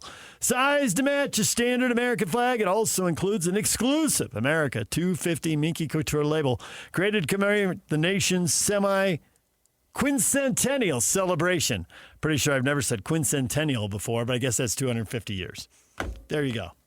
And you were criticizing my patriotism earlier, questioning it. I've never questioned your patriotism. Please, to even fly the flag on the 4th. You voted, and I didn't even know that there was an election. Maybe you didn't have anything to vote for in your district. There's that. Even if they did, I wouldn't do it. Should have mailed you something. It comes in a bright yellow envelope. It's hard to ignore. But I was playing with the flag golf ball yesterday. What's my district? Which I don't know. Which I conveniently... What's your district? I don't know that either. I didn't think you did. Well, they changed the numbers. I have no idea. I don't worry about that. I left that golf ball on the course. If anyone wants a patriotic golf ball, I left it out there for you on the 9th hole. What do you mean you left it? Did you lose it? Well, it might be down the hill in the creek underneath the trees on the right side of the 9th green, but you know. Oh, okay. I got you. I see what you're saying. See what I'm saying? Yeah. But it's there. I went looking for it. I found like 8 other golf balls, but I couldn't find that one. So in time, someone will find it. Someone will find it if you want a patriotic golf ball. I got a golf bag that's half full of golf balls that I found. Well, I'm getting there. I never understood why you did what you did, and now as I golf more and I pull out more golf balls, well, that's exactly why he does it. Now I totally get it. I need a bucket, and they're essentially free range balls. Exactly. I got one yesterday. It's got a crack, a gouge in it. I think it's not going to fly straight. Yeah. Free range balls. Oh, I've probably got 500 in my garage. Yeah, there you go. Yeah. Don't have to pay for a bucket of small balls. Just take a bag and there you go. It's a small bucket. Yeah. The balls are still the dimension. It's not a bucket of small balls. It's a small bucket of golf balls. Yes. Sorry. Thank you for straightening that out. Well, you and your attention to detail. He said the small golf balls? Yeah, they go farther. They got a nuclear reactor in the middle, and PK's banging it 400 yards down the fairway. I knew a guy. He would joke. He'd mark his ball on the green, and then you pick it up and wipe it, or put it in your pocket, or whatever, or hold it, and then he'd replace it with a jumbo ball. That's funny. To have it would be a better chance to go in. You got to tell, it was amazing, and it's a course a lot of people play. Bonneville, Salt Lake City course. Were we on 13? I think we were on 13 when you told me you played with a guy who drove that green. Oh, yeah. Is it 13? Parker Terry. 13? 10. 11, 12, 13. Yeah, okay. 13. He drove the. Think about that. PK was playing with a guy who drove 13. He drove the green. Think of when you're standing there and you can't see the green. There's a slight little ridge, a little rise there. You can't see over it. He drove the green. Oh, jeez. He drove the green on 3, too. 3. Ooh. That's tough. There's a goalie in front of 3 that catches a lot of golf balls. Not his drive. Yeah. Not my drive either. Catches my second shot. I was happy I parted yesterday. Yep.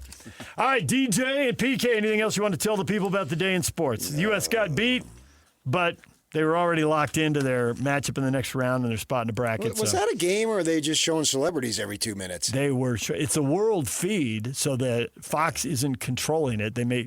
But they showed a lot of celebrities. And I didn't always think at opportune times, like, hey, there's stuff going on. Not now. Wait for a goal kick. I don't think it was that big of a deal. It was a weird game. It was a weird game. They didn't play the best starting lineup. They'll get their best 11 out there. Bosnia, Wednesday, 6 p.m. They'll play them in the 49er Stadium in Santa Clara. So Norway and France, the big game today, as we keep wrapping up group play here in different groups. Your Phillies going to hit another home run, win another game in the ninth inning. 3 days in a row, they've won the game with a home run in the ninth. Bryce Harper, man. Deep. They were down 5, tied it up, and then he hits a 2-run bomb in the ninth. Oppo.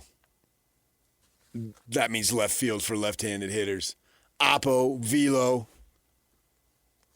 Got to shorten everything. He's a big moment player. Washington used to play there. They're booing him. Oh. I'll be watching Padres and Dodgers tonight. Big series. Yeah. Padres are 9 games back now, but There's a something. Chance to cut it to 6. Get some momentum. Yeah. First round of the NHL draft tonight. Mammoth draft 19th. Our coverage starts at 4. The draft itself starts at 5. The guys will be live at JCW's in American Fork. Rounds 2 through 7. And tomorrow the NHL draft is in. Yak will be there from 6 Buffalo. to 8. All right. Yak. Yeah. Sweet. We're going to be having some fun tonight. Going to learn some pronunciations of names that are hard to say. Oh, yeah. There's a lot of Eastern European names I'm learning right now. Get ready to learn Eastern European. How are you with the French names like Desnoyers? Desnoyer or Desnoyers? Just had to give it the PK there. I know. Do you remember the pause that Folta used when you said that? He locked up there for a minute while he straightened it out. What? Folta's pretty good at playing along. He got it. He just needed a moment there. All right, DJ and PK, your feedback when we return. Stay with us. Join the KSL Sports Zone at JCW's in American Fork for the NHL Draft Roundtable. Today from 2 till 6 at 580 East State Street. The roundtable, but then the draft itself takes over. That's when you roll in, right, Yak? Yes, sir. You'll be there at 6. All right. Get on down there. JCW's in American Fork. Wings or a burger and say hello. Now you're talking. How you doing? How you doing? You gonna come down? No, we tripped to Life Fantastic on Friday nights. Okay. It's her night.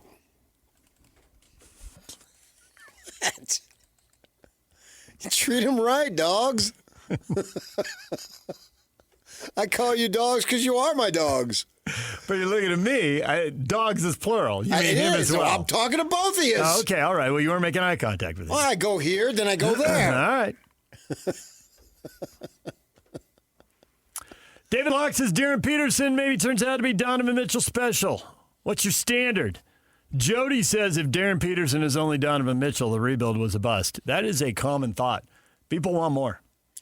You want more. I get that. But let's not downgrade Donovan Mitchell's ability to play basketball. To be clear, Donovan Mitchell has been All-NBA first team once. He's been All-NBA second team twice. And he's now been to a conference final. Yeah, he got swept. They got swept. They haven't won a game in a conference final. Darryn Peterson's dimensions are bigger. He is a 6'5" guy. And what's his reach? 6'9". I shouldn't be laughing. I like that, and it's important. But it's just the way you're saying it cracks me up. Well, they always do that. And his reach is, it's never his reach is 6'9". His reach is 6'9". Every time they say that, the emphasis is, the voice goes up. Tim Lacombe likes to say, never forget how much a defense is a show and how much is presentation. You see these guys, they drop back and they stick their arms out, right? And it's just like, well, there's no space there. Now, maybe the guy's going to move and maybe he's not. Maybe he's a good defender, he's not. But you got to present yourself. And maybe you're just faking people out. But coaches everywhere are like, get your arms out. Get in the passing lanes. The 6'9" guy takes away a bunch of passing lane. It's like when you get confronted by a Grizzly. It is. It really is. You're right. It's some National Geographic special. The Grizzly stands up and roars, and everybody runs down the hill. And I know as a kid you were big into National Geographic. Hey-o. See, I said special specifically to stick to the TV show because I knew you'd go to the magazine. The magazine? Stop. You know. I don't know nothing. That is such a lie. You are a liar. I lived in the East Coast. Lying liars. I don't know what they did out your way. Same thing, regardless of time zone. Do you want the Jazz to make a run at Jaylen Brown? Only we can immediately extend him or it's a sign and trade. He is signed for 3 years. Yeah, but he is 29, and he could be really good till he's 34 or 35. So, I would take him if I wanted to make the move.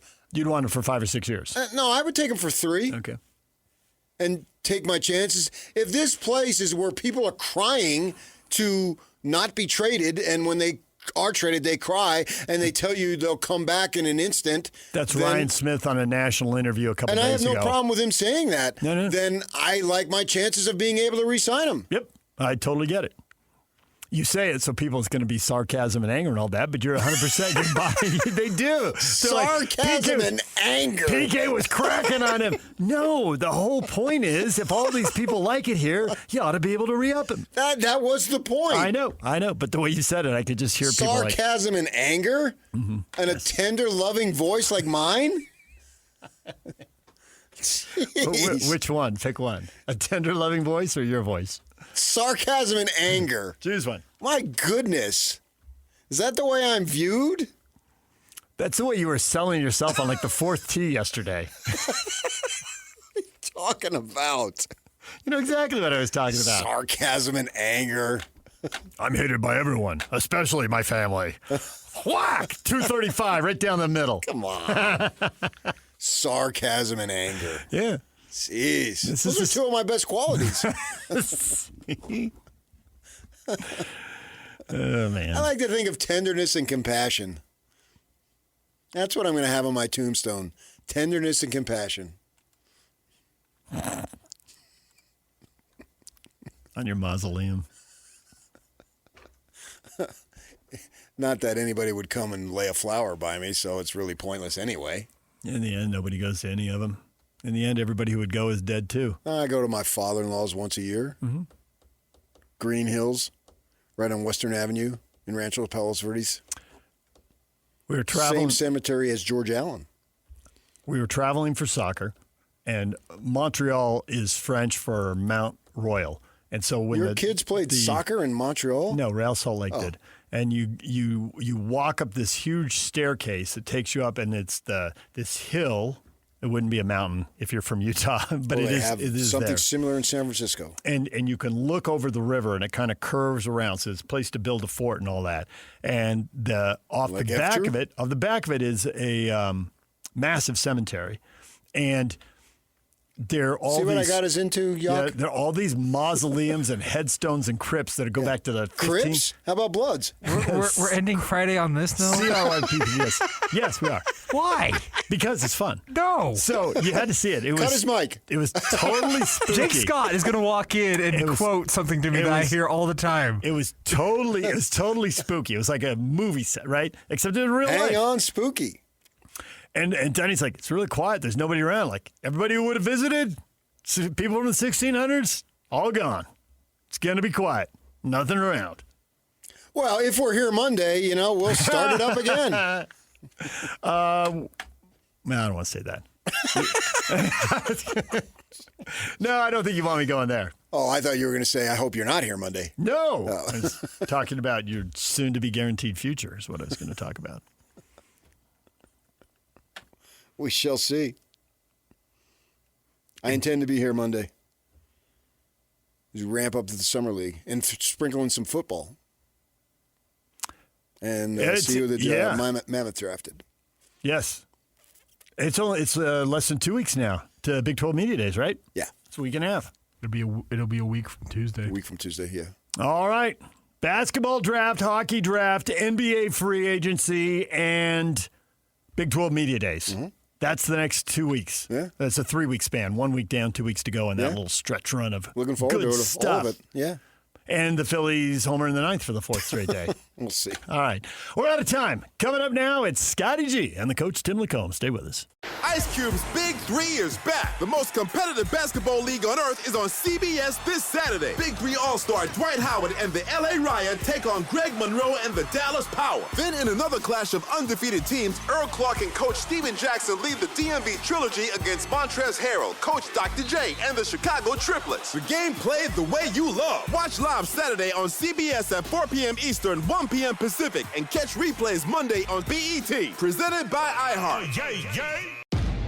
Make game day yours. Tickets, food and drinks, stats, and streaming. Everything you need is in the Utah Mammoth app. Download today and make game night easy. Download on both Android and iPhone. Tusk Top.